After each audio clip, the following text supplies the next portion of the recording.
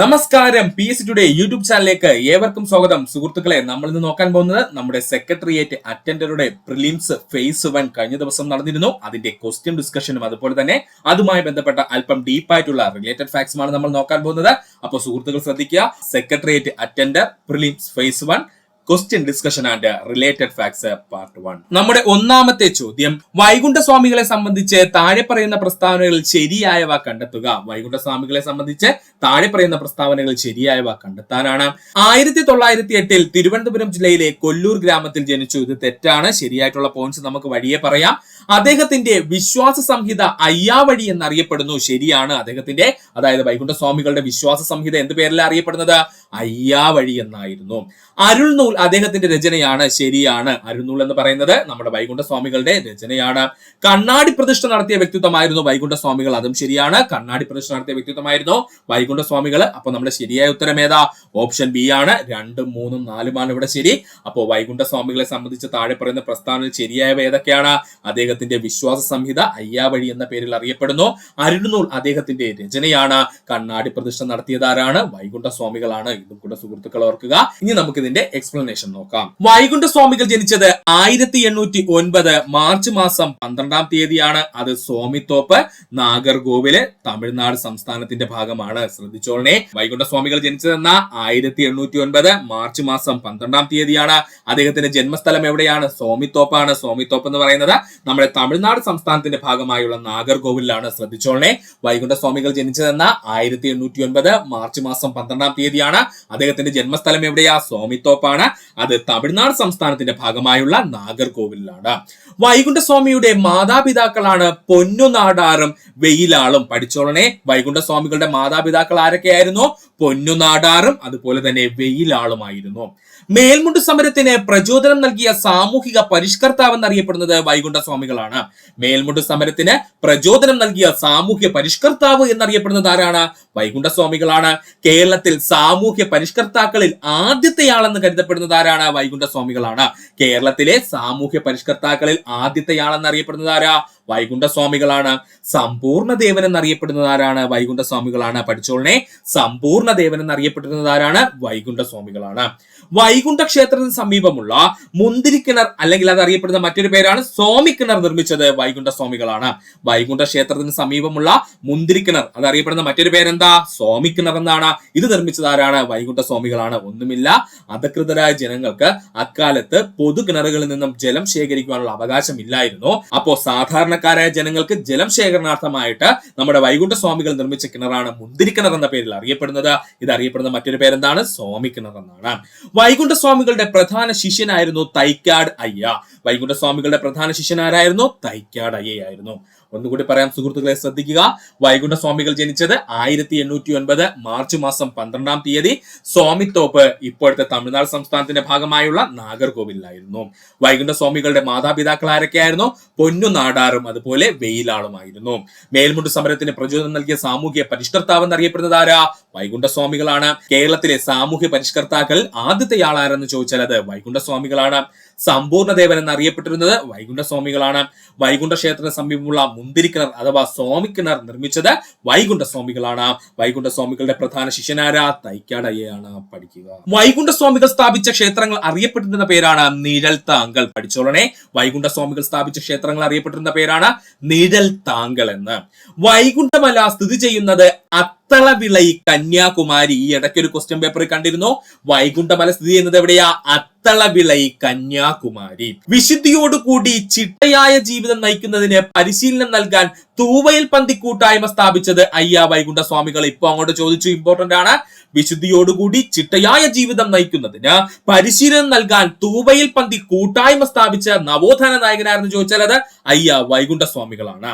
നിശാ പാഠശാലകൾ സ്ഥാപിച്ച് വയോജന വിദ്യാഭ്യാസം എന്ന ആശയം ആദ്യം നടപ്പിലാക്കിയത് വൈകുണ്ഠസ്വാമികളായിരുന്നു. നിശാ പാഠശാലകൾ സ്ഥാപിച്ചുകൊണ്ട് വയോജന വിദ്യാഭ്യാസം എന്ന ആശയം ആദ്യമായി നടപ്പിലാക്കിയത് ആരാ? വൈകുണ്ഠസ്വാമികളായിരുന്നു.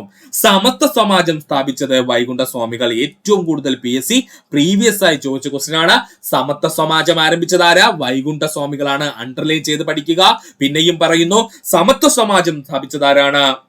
വൈകുണ്ഠ സ്വാമികളാണ്. സമത്വ സമാജം സ്ഥാപിച്ച വർഷം 1836. PSCയുടെ ഏറ്റവും ഇമ്പോർട്ടന്റ് വർഷമാണ് പറഞ്ഞത്. സമത്വ സമാജം സ്ഥാപിച്ച വർഷം എത്രയാണ്? 1836. കേരളത്തിലെ ആദ്യത്തെ സാമൂഹിക പരിഷ്കരണ പ്രസ്ഥാനമായി പരിഗണിക്കപ്പെടുന്നത് സമത്വ സമാജം. അത് തന്നെയാണ് അതിന്റെ ഇമ്പോർട്ടൻസും. കേരളത്തിലെ തന്നെ ആദ്യത്തെ സാമൂഹിക പരിഷ്കരണ പ്രസ്ഥാനമായി പരിഗണിക്കപ്പെടുന്നത് സമത്വ സമാജമാണ്. പഠിക്കുക. ഒന്നുകൂടി പറയാം സുഹൃത്തുക്കളെ, ശ്രദ്ധിക്കുക. വൈകുണ്ഠ സ്വാമികൾ സ്ഥാപിച്ച ക്ഷേത്രങ്ങൾ അറിയപ്പെടുന്ന പേര് നിഴൽത്താങ്കൾ എന്നാണ്. വൈകുണ്ഠമല സ്ഥിതി ചെയ്യുന്നത് അത്തളവിളൈ, കന്യാകുമാരി.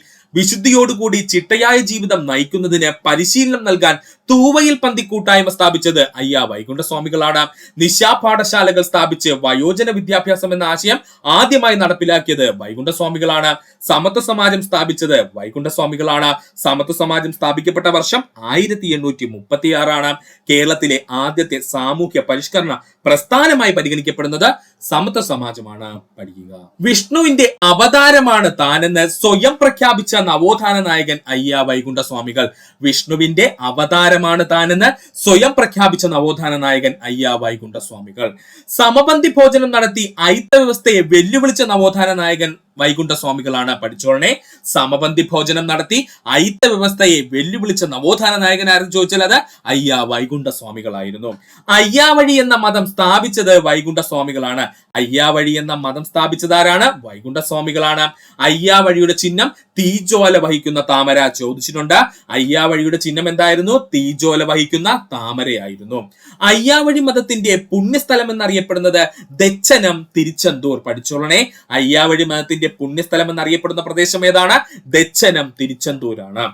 മുടിച്ചൂടും പെരുമാൾ എന്ന നാമധേയത്തിൽ അറിയപ്പെട്ടിരുന്നത് വൈകുണ്ഠ സ്വാമികളാണ്. പഠിച്ചോളനെ. മുടിച്ചൂടും പെരുമാൾ എന്ന നാമധേയത്തിൽ അറിയപ്പെട്ടിരുന്നത് ആരാണ്? വൈകുണ്ഠ സ്വാമികളാണ്. മുടിച്ചൂടും പെരുമാൾ എന്ന നാമധേയത്തിൽ അറിയപ്പെട്ടിരുന്ന നവോത്ഥാന നായകൻ വൈകുണ്ഠ സ്വാമികളാണ്. ഒന്നുകൂടി പറയാം സുഹൃത്തുക്കളെ, ശ്രദ്ധിക്കുക. വിഷ്ണുവിന്റെ അവതാരമാണ് താനെന്ന് സ്വയം പ്രഖ്യാപിച്ച നവോത്ഥാന നായകൻ വൈകുണ്ഠ സ്വാമികളാണ്. സമബദ്ധി ഭോജനം നടത്തി അയിത്ത വ്യവസ്ഥയെ വെല്ലുവിളിച്ച നവോത്ഥാന നായകൻ വൈകുണ്ഠ സ്വാമികൾ. അയ്യാവഴി എന്ന മതം സ്ഥാപിച്ചത് വൈകുണ്ഠ സ്വാമികളാണ്. അയ്യാവഴിയുടെ ചിഹ്നം തീജോല വഹിക്കുന്ന താമരയാണ്. അയ്യാവഴി മതത്തിന്റെ പുണ്യസ്ഥലം എന്നറിയപ്പെടുന്നത് ദച്ചനം, തിരുച്ചെന്തൂരാണ്. മുടിച്ചൂടും പെരുമാൾ എന്ന നാമധേയത്തിൽ അറിയപ്പെട്ടിരുന്നത് വൈകുണ്ഠ സ്വാമികളാണ്. പഠിക്കുക. ദക്ഷിണേന്ത്യയിൽ ആദ്യമായി കണ്ണാടി പ്രതിഷ്ഠ നടത്തിയത് വൈകുണ്ഠ സ്വാമികളായിരുന്നു. ഇതാണ് നമ്മുടെ ചോദ്യത്തിൽ വന്നത്. ദക്ഷിണേന്ത്യയിൽ ആദ്യമായിട്ട് കണ്ണാടി പ്രതിഷ്ഠ നടത്തിയ നവോത്ഥാന നായകൻ ആരെന്ന് ചോദിച്ചാൽ അത് വൈകുണ്ഠ സ്വാമികളാണ്. പല ഉദ്യോഗാർത്ഥികളും തെറ്റിക്കുന്ന പോയിന്റ് ആണ്. നമ്മുടെ ശ്രീനാരായണ ഗുരുവിന് മുമ്പ് തന്നെ ദക്ഷിണേന്ത്യയിൽ ആദ്യമായിട്ട് കണ്ണാടി പ്രതിഷ്ഠ നടത്തിയത് ആരാണ്? വൈകുണ്ഠ സ്വാമികളാണ്. ജാതിയൊന്ന്, മതമൊന്ന്, കുലമൊന്ന്, ദൈവമൊന്ന്, ലോകമൊന്ന് എന്നിങ്ങനെ പ്രസ്താവിച്ചത് വൈകുണ്ഠ സ്വാമികളാണ്. പഠിച്ചോളനെ. ജാതിയൊന്ന്, മതമൊന്ന്, കുലമൊന്ന്, ദൈവമൊന്ന്, ലോകമൊന്ന് എന്ന് പ്രസ്താവിച്ചതാരാണ്? വൈകുണ്ഠ സ്വാമികളാണ്. സ്വാതി തിരുനാളിന്റെ കാലത്ത് വൈകുണ്ഠ സ്വാമികളെ അറസ്റ്റ് ചെയ്ത് ജയിലിൽ പാർപ്പിച്ചിരുന്ന സ്ഥലം ശിങ്കാരത്തോപ്പ്. ചോദിച്ചിട്ടുണ്ട്. സ്വാതി തിരുനാളിന്റെ കാലത്ത് വൈകുണ്ഠ സ്വാമികളെ അറസ്റ്റ് ചെയ്ത് ജയിലിൽ പാർപ്പിച്ചിരുന്ന സ്ഥലം ചോദിച്ചാൽ അത് ശിങ്കാരത്തോപ്പ് ജയിലിലായിരുന്നു. ക്ഷേത്രങ്ങളിൽ നിലനിന്നിരുന്ന ദേവദാസി സമ്പ്രദായത്തെ എതിർത്ത നവോത്ഥാന നായകൻ വൈകുണ്ഠ സ്വാമികള്. ക്ഷേത്രങ്ങളിൽ നിലനിന്നിരുന്ന ദേവദാസി സമ്പ്രദായത്തെ എതിർത്ത നവോത്ഥാന നായകൻ ആരായിരുന്നു? വൈകുണ്ഠ സ്വാമികളായിരുന്നു. കണ്ണാടിയിൽ കാണുന്ന സ്വന്തം പ്രതിബിംബത്തെ ആരാധിക്കാൻ നിർദ്ദേശിച്ചത് വൈകുണ്ഠ സ്വാമികളായിരുന്നു. കണ്ണാടിയിൽ കാണുന്ന സ്വന്തം പ്രതിബിംബത്തെ ആരാധിക്കാൻ നിർദ്ദേശിച്ചത് ആരായിരുന്നു? വൈകുണ്ഠ സ്വാമികളായിരുന്നു. വേല ചെയ്താൽ കൂലി കിട്ടണമെന്ന മുദ്രാവാക്യം മുഴക്കിയത് വൈകുണ്ഠ സ്വാമികളായിരുന്നു. പഠിച്ചോളനെ. വേല ചെയ്താൽ കൂലി കിട്ടണമെന്ന മുദ്രാവാക്യം മുഴക്കിയത് ആരാണ്? വൈകുണ്ഠ സ്വാമികളാണ്. ഒന്നുകൂടി പറയാം സുഹൃത്തുക്കളെ, ശ്രദ്ധിക്കുക. ദക്ഷിണേന്ത്യയിൽ ആദ്യമായി കണ്ണാടി പ്രതിഷ്ഠ നടത്തിയത് വൈകുണ്ഠ സ്വാമികളാണ്. ജാതിയൊന്ന്, മതമൊന്ന്, കുലമൊന്ന്, ദൈവമൊന്ന്, ലോകമെന്ന് പ്രസ്താവിച്ചത് വൈകുണ്ഠ സ്വാമികളാണ്. സ്വാതി തിരുനാളിന്റെ കാലത്ത് വൈകുണ്ഠ സ്വാമികളെ അറസ്റ്റ് ചെയ്ത് ജയിലിൽ പാർപ്പിച്ചിരുന്ന സ്ഥലം ശിങ്കാരിത്തോപ്പ്. ക്ഷേത്രങ്ങളിൽ നിലനിന്നിരുന്ന ദേവദാസി സമ്പ്രദായത്തെ എതിർത്ത നവോത്ഥാന നായകൻ എന്നറിയപ്പെടുന്നത് വൈകുണ്ഠ സ്വാമികളാണ്. കണ്ണാടിയിൽ കാണുന്ന സ്വന്തം പ്രതിബിംബത്തെ ആരാധിക്കാൻ നിർദ്ദേശിച്ചത് വൈകുണ്ഠ സ്വാമികളാണ്. വേല ചെയ്താൽ കൂലി കിട്ടണമെന്ന മുദ്രാവാക്യം മുഴക്കിയത് വൈകുണ്ഠ സ്വാമികളാണ്. പഠിക്കുക. വൈകുണ്ഠ സ്വാമികളുടെ കൃതികളാണ് അഖിലത്തിരുട്ടും അരുൾനൂലും. ഇത് രണ്ടും PSC പ്രീവിയസ് ആയി ചോദിച്ചതാണ്. പഠിച്ചോളണം. വൈകുണ്ഠ സ്വാമികളുടെ പ്രധാന കൃതികളാണ് അഖിലത്തിരുട്ടും അതുപോലെ തന്നെ അരുൾനൽ അല്ലെങ്കിൽ അരുൾനൂൽ. വൈകുണ്ഠസ്വാമി അന്തരിച്ചത് 1851 ജൂൺ മാസം 3-ാം തീയതി. വൈകുണ്ഠസ്വാമികൾ അന്തരിച്ചത് 1851 ജൂൺ മാസം 3-ാം തീയതി ആയിരുന്നു. തിരുവിതാംകൂറിലെ രാജാവിനെ അനന്തപുരിയിലെ നീചൻ എന്ന് വിശേഷിപ്പിച്ചത് വൈകുണ്ഠസ്വാമികളായിരുന്നു. ഇപ്പൊ അങ്ങോട്ട് ചോദിച്ചതേ ഉള്ളേ, തിരുവിതാംകൂറിലെ രാജാവിനെ അനന്തപുരിയിലെ നീചൻ എന്ന് വിശേഷിപ്പിച്ചത് വൈകുണ്ഠസ്വാമികളാണ്. തിരുവിതാംകൂറിലെ ഭരണത്തെ കറുത്ത പിശാചിന്റെ ഭരണം എന്ന് വിശേഷിപ്പിച്ചത് വൈകുണ്ഠസ്വാമികള്. തിരുവിതാംകൂറിലെ ഭരണത്തെ കറുത്ത പിശാചിന്റെ ഭരണം എന്ന് വിശേഷിപ്പിച്ചത് വൈകുണ്ഠസ്വാമികളായിരുന്നു.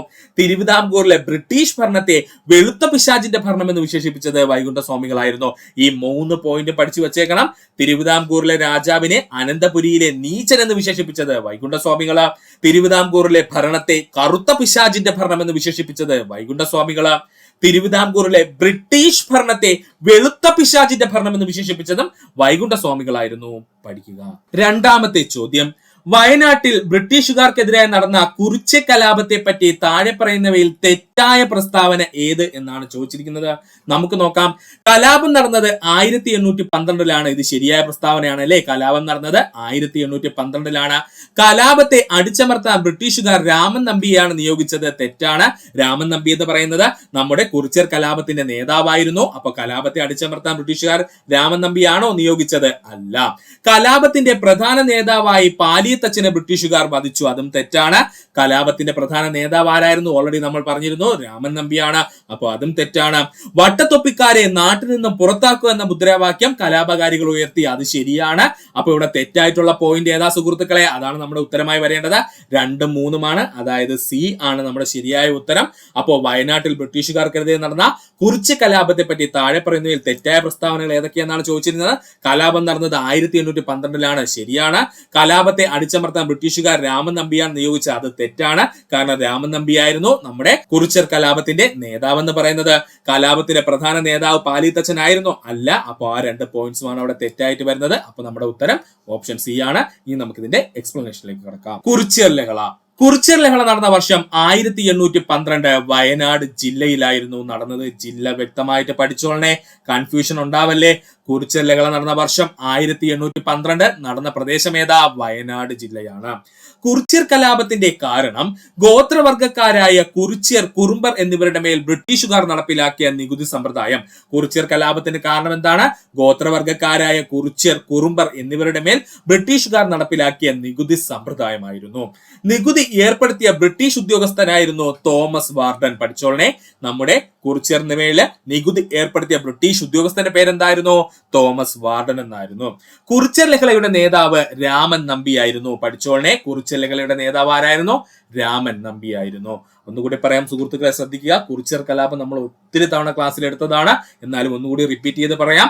കുറിച്യർ കലാപം നടന്ന വർഷം 1812. നടന്ന ജില്ല ഏതാ? ഇപ്പോൾ നമ്മുടെ വയനാട് ജില്ലയുടെ ഭാഗമായിട്ട്. കുറിച്യർ കലാപത്തിന് കാരണം ഗോത്രവർഗക്കാരായ കുറിച്യർ, കുറുമ്പർ എന്നിവരുടെ മേൽ ബ്രിട്ടീഷുകാർ നടപ്പിലാക്കിയ നികുതി സമ്പ്രദായമായിരുന്നു. നികുതി ഏർപ്പെടുത്തിയ ബ്രിട്ടീഷ് ഉദ്യോഗസ്ഥരായിരുന്നു? തോമസ് വാർഡൻ ആയിരുന്നു. കുറിച്യർ ലഹളയുടെ നേതാവ് രാമൻ നമ്പിയായിരുന്നു. പഠിക്കുക. കുറിച്യർ ലഹളയുടെ മുദ്രാവാക്യം വട്ടത്തൊപ്പിക്കാരെ പുറത്താക്കുക. നമുക്ക് എല്ലാവർക്കും അറിയാം. കുറിച്യർ ലഹളയുടെ മുദ്രാവാക്യം എന്തായിരുന്നു? വട്ടത്തൊപ്പിക്കാരെ പുറത്താക്കുക എന്നതായിരുന്നു. ബ്രിട്ടീഷുകാർ കുറിച്യർ ലഹള അടിച്ചമർത്തിയ തീയതി 1812 മെയ് മാസം 8-ാം തീയതി. പഠിച്ചോളനെ, ബ്രിട്ടീഷുകാര് കുറിച്യർ ലഹള അടിച്ചമർത്തിയ തീയതി എന്നാണ് 1812 മെയ് മാസം 8-ാം തീയതി. 1 മാസം കൂടി പിടിച്ചു നിൽക്കാൻ കലാപകാരികൾക്ക് കഴിയുമായിരുന്നെങ്കിൽ രാജ്യം അവരുടെ നിയന്ത്രണത്തിലായേനെ. കുറിച്യർ കലാപത്തെ കുറിച്ച് ഇങ്ങനെ അഭിപ്രായപ്പെട്ട വ്യക്തി ആരാണ്? TH ബേബർ ആണ് കേട്ടോ. 1 മാസം കൂടി പിടിച്ചു നിൽക്കാൻ കലാപകാരികൾക്ക് കഴിയുമായിരുന്നെങ്കിൽ രാജ്യം അവരുടെ നിയന്ത്രണത്തിലായേനെ. കുറിച്യർ കലാപത്തെ കുറിച്ച് ഇങ്ങനെ അഭിപ്രായപ്പെട്ട വ്യക്തിത്വമാരാ? TH ബേബർ ആണ്. ഒന്നുകൂടി പറയാം സുഹൃത്തുക്കളെ, ശ്രദ്ധിക്കുക. കുറിച്യർ ലഹളയുടെ മുദ്രാവാക്യം എന്തായിരുന്നു? വട്ടത്തൊപ്പിക്കാരെ പുറത്താക്കുക. ബ്രിട്ടീഷുകാർ കുറിച്യർ ലഹള അടിച്ചമർത്തിയ തീയതി 1812 മെയ് മാസം 8-ാം തീയതി. 1 മാസം കൂടി പിടിച്ചു നിൽക്കാൻ കലാപകാരികൾക്ക് കഴിയുമായിരുന്നെങ്കിൽ രാജ്യം അവരുടെ നിയന്ത്രണത്തിലായേനെ. കുറിച്യർ കലാപത്തെ കുറിച്ച് ഇങ്ങനെ അഭിപ്രായപ്പെട്ട വ്യക്തിത്വമാരാണ്? TH ബേബർ ആണ്. പഠിക്കുക. 2024 നൊബേലിനെ പറ്റി നമുക്കൊന്ന് പഠിക്കാം. ആ നൊബേൽ ആർക്കൊക്കെയാണ് ലഭിച്ചതും അതുപോലെ അത് എങ്ങനെ പഠിക്കാമെന്നുള്ള കോഡും നമ്മളിവിടെ ചെയ്യുന്നുണ്ട്. സുഹൃത്തുക്കളെ ശ്രദ്ധിക്കുക. നമുക്ക് നോക്കാം 2024 നൊബേൽ. 2024 നൊബേൽ വൈദ്യശാസ്ത്രം ലഭിച്ചത് വിക്ടർ അംബ്രോസിനും അതുപോലെ തന്നെ ഗാരി റെവ്കൂനുമാണ്. പഠിച്ചോളനെ, വൈദ്യശാസ്ത്രത്തിന് 2024 നൊബേൽ ലഭിച്ചത് ആർക്കൊക്കെയാണ്? വിക്ടർ അംബ്രോസും അതുപോലെ തന്നെ ഗ്യാരി റവ്കൂനുമാണ്. ആർക്കാണ്? ഗ്യാരി റവ്കൂനുമാണ്. എന്ത് വിഷയത്തെ പറ്റി പഠിച്ചതിനാണ് 2024 വൈദ്യശാസ്ത്ര നൊബേൽ ഈ വ്യക്തിത്വങ്ങൾക്ക് ലഭിച്ചതെന്ന് ചോദിച്ചാല് മൈക്രോ RNA കണ്ടെത്തലിനും പോസ്റ്റ് ട്രാൻസ്ക്രിപ്ഷണൽ ജീൻ നിയന്ത്രണത്തിന് അതിന്റെ പങ്കിനും വേണ്ടിയിട്ടാണ് 2024 നൊബേല് വൈദ്യശാസ്ത്ര മേഖലയിൽ വിക്ടർ അംബ്രോസിനും അതുപോലെ ഗ്യാരി റവ്കൂനും ലഭിച്ചത്. ഓർക്കുക, ഇമ്പോർട്ടന്റ് ആണ്. നമ്മുടെ 2024 നൊബേൽ വൈദ്യശാസ്ത്രം എന്ത് വിഷയത്തിനാണ് ലഭിച്ചത്? മൈക്രോ RNA കണ്ടെത്തലിനും പോസ്റ്റ് ട്രാൻസ്ക്രിപ്ഷൻ ജീൻ നിയന്ത്രണത്തിൽ അതിന്റെ പങ്ക് കണ്ടെത്തിയതിനും. ഇത് പഠിക്കുവാനുള്ള കോഡ് എന്ന് ചോദിച്ചാല് RNA കണ്ടെത്തിയ വി ഗാരി വൈദ്യന് 2024 നൊബേൽ കിട്ടിയെന്ന് അങ്ങ് പഠിക്കുക. RNA കണ്ടെത്തിയ വികാരി വൈദ്യന് 2024 നൊബേൽ കിട്ടിയെന്ന് പഠിക്കുക. RNA എന്ന് പറഞ്ഞു കഴിഞ്ഞാൽ അപ്പോഴേ ഓർക്കുക, മൈക്രോ RNA എന്തോ ഒരു RNA-യുമായി ബന്ധപ്പെട്ട വിഷയത്തിലാണെന്ന് ഓർത്തു വെക്കാൻ നമുക്ക് RNA എന്നുള്ളത് കൊണ്ട് കിട്ടും. അതുപോലെ തന്നെ വി എന്ന് പറഞ്ഞു കഴിഞ്ഞാൽ വിക്ടർ അംബ്രോസും ഗാരി എന്ന് പറഞ്ഞു കഴിഞ്ഞാൽ ഗ്യാരി റവ്കൂനുമാണ്. അതുകൊണ്ടാണ് വികാരി എന്ന് പറഞ്ഞത്. അതുപോലെ വൈദ്യന് എന്ന് പറഞ്ഞു കഴിഞ്ഞാൽ വൈദ്യശാസ്ത്രത്തെ സൂചിപ്പിക്കുന്നു. പിന്നെ 2024 നൊബേൽ കിട്ടിയെന്ന് പറഞ്ഞാൽ അറിയാലോ, 2024 നൊബേൽ തന്നെയാണ്. കോഡ് ഒന്നുകൂടി പറയാം, സുഹൃത്തുക്കൾ ശ്രദ്ധിച്ചിരിക്കുക. RNA കണ്ടെത്തിയ വികാരി വൈദ്യന് 2024 നൊബേൽ കിട്ടിയെന്ന് ഓർക്കുക. RNA എന്ന് പറഞ്ഞു കഴിഞ്ഞാൽ മൈക്രോ RNA കണ്ടെത്തലിനും പോസ്റ്റ് ട്രാൻസ്ക്രിപ്ഷണൽ ജീൻ നിയന്ത്രണത്തിൽ അതിന്റെ പങ്ക് കണ്ടെത്തിയതിനുമാണ്. ഇനി വി എന്ന് പറഞ്ഞു കഴിഞ്ഞാൽ വിക്ടർ അംബ്രോസിനെ സൂചിപ്പിക്കുന്നു. ഗ്യാരി എന്ന് പറഞ്ഞു കഴിഞ്ഞാൽ ഗ്യാരി റവ്കൂനെ സൂചിപ്പിക്കുന്നു. ഇനി വൈദ്യൻ എന്ന് പറഞ്ഞു കഴിഞ്ഞാൽ വൈദ്യശാസ്ത്രത്തെ സൂചിപ്പിക്കുന്നു. അപ്പൊ 2024 നൊബേല് സെറ്റായി. ഇനി ഇവരുടെ രാജ്യം എവിടെയെന്ന് ചോദിച്ചാൽ രണ്ടുപേരും അമേരിക്കക്കാരാണ് കേട്ടോ. ഇവരുടെ രാജ്യം എവിടെയെന്ന് ചോദിച്ചാൽ ഈ വിക്ടർ അംബ്രോസും അതുപോലെ ഗ്യാരി റവ്കൂനും അമേരിക്കൻ വംശജരാണ്. അതുകൊണ്ടൊന്ന് ഓർക്കുക. ഒന്നുകൂടി പറയാം സുഹൃത്തുക്കളെ, ശ്രദ്ധിക്കുക, കൺഫ്യൂഷൻ ഒന്നും വേണ്ട. 2024 നൊബേൽ വൈദ്യശാസ്ത്രം ലഭിച്ചത് ആർക്കൊക്കെയാ? Victor അംബ്രോസിനും Gary റവ്കൂനുമാണ്. അവരെടുത്ത വിഷയം എന്തായിരുന്നു? മൈക്രോ RNA കണ്ടെത്തലിനും പോസ്റ്റ് ട്രാൻസ്ക്രിപ്ഷൻ ജീൻ നിയന്ത്രണത്തിൽ അതിന്റെ പങ്ക് കണ്ടെത്തിയതുമാണ്. ഇത് പഠിക്കാനുള്ള കോഡ് എന്താണ്? RNA കണ്ടെത്തിയ വികാരി വൈദ്യന് 2024 നൊബേൽ കിട്ടിയെന്ന് പഠിക്കുക. RNA എന്ന് പറഞ്ഞു കഴിഞ്ഞാൽ മൈക്രോ RNA കണ്ടെത്തലിനെ സൂചിപ്പിക്കുന്നു. വി എന്ന് പറഞ്ഞു കഴിഞ്ഞാൽ വിക്ടർ അംബ്രോസ് ആണ്. ഗ്യാരി എന്ന് പറഞ്ഞു കഴിഞ്ഞാൽ ഗ്യാരി റവ്കൂനുമാണ്. വൈദ്യൻ എന്ന് പറഞ്ഞു കഴിഞ്ഞാൽ വൈദ്യശാസ്ത്രത്തെ സൂചിപ്പിക്കുന്നു. പഠിക്കുക. ഇനി ഇവർ രണ്ടുപേരുടെ രാജ്യം ഏതാ? വിക്ടർ അംബ്രോസും അതുപോലെ ഗ്യാരി റവ്കൂനും ഏത് രാജ്യക്കാരനാ? അമേരിക്കൻ വംശജരാണ്. അതുകൊണ്ടൊന്ന് ഓർത്തു വെക്കുക. അടുത്ത നമുക്ക് 2024 ഭൗതിക ശാസ്ത്ര നൊബേലിനെ പറ്റി നോക്കാം. 2024 ഭൗതിക ശാസ്ത്രം അഥവാ ഫിസിക്സിന്റെ നൊബേലിനെ പറ്റി. 2024 ഭൗതിക ശാസ്ത്ര നൊബേൽ ലഭിച്ചത് രണ്ട് വ്യക്തിത്വങ്ങൾക്കാണ്. ആരൊക്കെയാണ് അവര്? ജോൺ ജെ ഹോഫീൽഡും അതുപോലെ ജെഫ്രി ഇ ഹിൻറ്റനുമാണ്. John J Hopfield, Geoffrey E Hinton എന്നിങ്ങനെ രണ്ട് പ്രധാനപ്പെട്ട ശാസ്ത്രജ്ഞർക്കാണ് ഭൗതിക ശാസ്ത്ര മേഖലയിൽ 2024 നൊബേൽ ലഭിച്ചത്.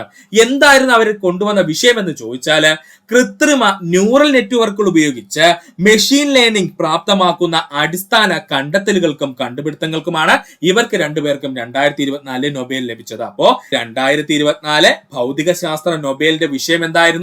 കൃത്രിമ ന്യൂറൽ നെറ്റ്വർക്കുകൾ ഉപയോഗിച്ച് മെഷീൻ ലേണിംഗ് പ്രാപ്തമാക്കുന്ന അടിസ്ഥാന കണ്ടെത്തലുകൾക്കും കണ്ടുപിടുത്തങ്ങൾക്കുമാണ് ഭൗതിക ശാസ്ത്ര നൊബേൽ ലഭിച്ചത്. ഓർക്കുക. ഇനി ഇത് പഠിക്കാനുള്ള കോഡ് ഒന്ന് നോക്കാം സുഹൃത്തുക്കളെ. കോഡൊന്നുമില്ല. 2024 ഭൗതിക ശാസ്ത്ര നൊബേല് കൃത്രിമം കാട്ടിയ ജോണിന് ഫ്രീ ആയി ലഭിച്ചു എന്നങ്ങ് പഠിച്ചു വെക്കുക. 2024 ഭൗതിക ശാസ്ത്ര നൊബേല് കൃത്രിമം കാട്ടിയ ജോണിന് ഫ്രീ ആയി ലഭിച്ചു എന്നങ്ങ് പഠിക്കുക. ഇതിൽ കൃത്രിമം എന്ന് പറഞ്ഞതുകൊണ്ട് ഉദ്ദേശിക്കുന്നത് എന്തെന്ന് ചോദിച്ചാൽ അത് കൃത്രിമ ന്യൂറൽ നെറ്റ്വർക്കുകൾ സൂചിപ്പിക്കുന്നതിന് വേണ്ടി ഉപയോഗിച്ചതാണ്. അതുപോലെ ജോൺ എന്ന് പറഞ്ഞു കഴിഞ്ഞാൽ ജോൺ ജെ ഹോഫീൽഡ് ആണ്. ഫ്രീ ആയി ലഭിച്ചു എന്ന് പറഞ്ഞു കഴിഞ്ഞാൽ അത് ജെഫ്രി ഹിൻറ്റനെ സൂചിപ്പിക്കുന്നു. ജെഫ്രിയുടെ ഫ്രീ ആണ് കേട്ടോ ഇവിടെ എടുത്തത്. ജെഫ്രി ഇ ഹിൻറ്റനെയാണ് ഫ്രീ ആയിട്ട് ലഭിച്ചു എന്നതുകൊണ്ട് ഉദ്ദേശിക്കുന്നത്. ഒന്നുകൂടി കോഡ് പറയാം സുഹൃത്തുക്കളെ, ശ്രദ്ധിക്കുക. 2024 ഭൗതിക ശാസ്ത്ര നൊബേല് കൃത്രിമം കാട്ടിയ ജോണിന് ഫ്രീ ആയി ലഭിച്ചു എന്നങ്ങ് പഠിക്കുക. ഇതിൽ കൃത്രിമം എന്നതുകൊണ്ട് ഉദ്ദേശിക്കുന്നത് കൃത്രിമ ന്യൂറൽ നെറ്റ്വർക്കുകൾ ഉപയോഗിച്ച് മെഷീൻ ലേണിംഗ് പ്രാപ്തമാക്കുന്ന അടിസ്ഥാന കണ്ടെത്തലുകൾക്കും കണ്ടുപിടുത്തങ്ങൾക്കും വേണ്ടിയിട്ടാണ് 2024 നൊബേൽ സമ്മാനം ലഭിച്ചതെന്ന് ഓർക്കുക. എന്തിലാണ്? ഭൗതിക ശാസ്ത്രത്തില്. അപ്പൊ കൃത്രിമം എന്നുള്ള വാക്ക് നമ്മുടെ കയ്യിൽ കിട്ടുവാണെന്നുണ്ടെങ്കിൽ എക്സാം ഹോളിൽ വെച്ച് നമുക്കത് ഓർമ്മ വരും. അതിന് വേണ്ടിയിട്ട് ഒരു ക്ലൂ ആയിട്ട് ഇട്ടതാണ്. അതുപോലെ തന്നെ എന്താണ്? ജോൺ എന്ന് പറഞ്ഞു കഴിഞ്ഞാൽ ജോൺ ജെ ഹോഫീൽഡ് ആണ്. ഫ്രീ എന്ന് പറഞ്ഞു കഴിഞ്ഞാൽ ജെഫ്രി ഇ ഹിന്റനെയുമാണ് സൂചിപ്പിക്കുന്നത്. ഇനി ഇവിടെ രാജ്യം കൂടി നമുക്കൊന്ന് നോക്കാം. ജോൺ ജെ ഹോഫീൽഡ് അമേരിക്കക്കാരനാണ്. ജോൺ ജെ ഹോഫീൽഡ് അമേരിക്കക്കാരനാണ്. ജെഫ്രി ഇ ഹിന്റൺ കനേഡിയൻ ആണ്. ജെഫ്രി ഇ ഹിന്റൺ എന്ന് പറയുന്നത് കനേഡിയൻ ആണ്. ഇതോടെ സുഹൃത്തുക്കളൊന്ന് ഓർത്ത് വെക്കുക. 2024 രസതന്ത്രത്തിന് നൊബേൽ ലഭിച്ചത് David Baker, Demis Hassabis, John M Jumper എന്നിവർക്കാണ്. പഠിച്ചോളനെ, കട്ടിയുള്ള പേരുകളാണ്. രസതന്ത്രം 2024 നൊബേൽ അല്ലെങ്കിൽ കെമിസ്ട്രിക്ക് നൊബേൽ 2024 ലഭിച്ചത് ആർക്കൊക്കെയാ? David Baker, Demis Hassabis, John M Jumper എന്നീ 3 വ്യക്തിത്വങ്ങൾക്കാണ്. ഇങ്ങനെ 3 പേരുണ്ടെങ്കിൽ സുഹൃത്തുക്കൾ വ്യക്തമായിട്ട് ഈ 3 പേരുടെ പേര് പഠിച്ചു വെച്ചോളനെ. PSC ഉറപ്പായിട്ടും ചോദിക്കും. ഒന്നുകൂടി പറഞ്ഞുതരാം. 2024 രസതന്ത്രത്തിന് നൊബേൽ ലഭിച്ചത് ആർക്കൊക്കെയാണ്? ഡേവിഡ് ബേക്കറിന്, ഡെമിസ് ഹസാബീസിന്, ജോൺ എം ജെമ്പറിന്. ഇവരെടുത്ത വിഷയം എന്തെന്ന് ചോദിച്ചാൽ കമ്പ്യൂട്ടേഷണൽ പ്രോട്ടീൻ രൂപകൽപ്പന ചെയ്തു. അതുപോലെ തന്നെ പ്രോട്ടീൻ ഘടനയുടെ പ്രവചനത്തിന് വേണ്ടിയിട്ടായിരുന്നു കേട്ടോ. കമ്പ്യൂട്ടേഷണൽ പ്രോട്ടീൻ രൂപകൽപ്പനയ്ക്കും അതുപോലെ പ്രോട്ടീന്റെ ഘടന പ്രവചിച്ചതിനും വേണ്ടിയിട്ടായിരുന്നു 2024 രസതന്ത്രത്തിന് നൊബേൽ ആർക്കൊക്കെ ലഭിച്ചത്? ഡേവിഡ് ബേക്കറിനും, ഡെമിസ് ഹസാബീസിനും, ജോൺ എം ജെമ്പറിനും. ഇത് പഠിക്കാൻ വേണ്ടിയിട്ടുള്ള ഒരു ഈസി കോഡ് പറഞ്ഞുതരാം സുഹൃത്തുക്കളെ. കോഡൊന്നുമില്ല. രസം കുടിച്ച് പ്രോ ഡേവിഡ് ജെമ്പ് മിസ് ചെയ്തു എന്നങ്ങ് പഠിക്കുക. രസം കുടിച്ച പ്രോ ഡേവിഡ് ജെമ്പ് മിസ് ചെയ്തു എന്നങ്ങ് പഠിക്കുക. ഇതിൽ രസം എന്ന് പറഞ്ഞു കഴിഞ്ഞാൽ രസതന്ത്രത്തെ സൂചിപ്പിക്കുന്നു. പ്രോ എന്ന് പറഞ്ഞു കഴിഞ്ഞാൽ കമ്പ്യൂട്ടേഷണൽ പ്രോട്ടീൻ രൂപകൽപ്പന. ഒന്നും ഓർത്തു വെക്കേണ്ട, എന്തോ ഒരു പ്രോട്ടീനിൽ കണ്ടെത്തലിനാണ് എന്ത് കിട്ടിയത്? 2024 രസതന്ത്രത്തിന് നൊബേൽ കിട്ടിയെന്ന് ഓർത്തു വെക്കുക. അപ്പൊ ആ പ്രോ എന്നുള്ള വാക്കിൽ നിന്ന് നിങ്ങൾക്ക് പ്രോട്ടീനിലേക്ക് എത്താൻ കഴിയും. ഇനി ഡേവിഡ് എന്ന് പറഞ്ഞു കഴിഞ്ഞാൽ എന്താണ്? ഡേവിഡ് ബേക്കറിനെ സൂചിപ്പിക്കുന്നു.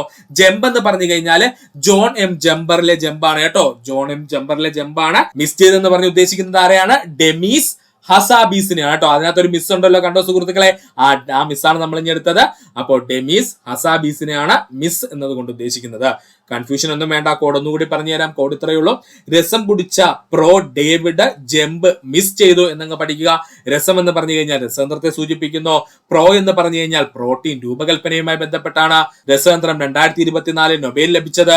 അതുപോലെ ഡേവിഡ് എന്ന് പറഞ്ഞു കഴിഞ്ഞാൽ ഡേവിഡ് ബേക്കറിനെ സൂചിപ്പിക്കുന്നു. ജെമ്പ് എന്ന് പറഞ്ഞു കഴിഞ്ഞാൽ ജോൺ എം ജെമ്പറിനെ സൂചിപ്പിക്കുന്നു. മിസ് എന്ന് പറഞ്ഞു കഴിഞ്ഞാൽ ഡെമീസ് ഹസാബീസിനെയും സൂചിപ്പിക്കുന്നു. പഠിക്കുക. ഇനി ഇവരുടെ രാജ്യം കൂടി നമുക്കൊന്ന് പഠിക്കേണ്ടതുണ്ട്. ഡേവിഡ് ബേക്കർ അമേരിക്കക്കാരനാണ്. ഡേവിഡ് ബേക്കർ അമേരിക്കക്കാരനാണ്. ഡെമീസ് ഹസാബീസ് യുണൈറ്റഡ് കിങ്ഡം കാരനാണ്, അഥവാ UK കാരനാണ്. ഡെമീസ് ഹസാബീസ് എന്ന് പറയുന്നത് ജോൺ എം ജെമ്പർ എന്ന് പറയുന്നതും UK കാരനാണ്. അപ്പോൾ ഡെമീസ് ഹസാബീസും ജോൺ എം ജെമ്പറും UK കാരനും ഡേവിഡ് ബേക്കർ എവിടെയാണ്? അമേരിക്കക്കാരനുമാണ്. പഠിക്കുക. 2024 സമാധാനത്തിന് നൊബേൽ ലഭിച്ചത് നിഹോൺ ഹിൻഡാക്യുയാണ്. വ്യക്തിയൊന്നുമല്ല, ഒരു സംഘടനയാണ് കേട്ടോ. 2024 സമാധാനത്തിന് നൊബേൽ ലഭിച്ചത് സംഘടന ഏതാണ്? നിഹോൺ ഹിൻഡാക്യു ആണ്. പേര് കേൾക്കുമ്പോൾ നിങ്ങൾ വിചാരിക്കും വല്ലോ വ്യക്തിയുടെ പേരാണെന്ന്. അല്ല, ഇതൊരു സംഘടനയാണ്. ഒരു ജാപ്പനീസ് സംഘടനയാണ് കേട്ടോ. ഓർക്കുക. ഇത് പഠിക്കേണ്ട കോഡ് എന്തെന്ന് ചോദിച്ചു കഴിഞ്ഞാൽ സമാധാനം നഹി എന്നങ്ങ് പഠിക്കുക. സമാധാനം നഹി എന്നങ്ങ് പഠിക്കുക.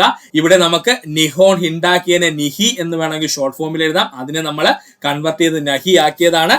അപ്പൊ സമാധാനം നഹി 2024 സമാധാനം എന്താണ്? നഹി എന്നങ്ങ് പഠിച്ചു വെക്കുക. അപ്പൊ 2024 സമാധാനത്തിന് നൊബേൽ ലഭിച്ച സംഘടനയുടെ പേരെന്താ സുഹൃത്തുക്കളെ?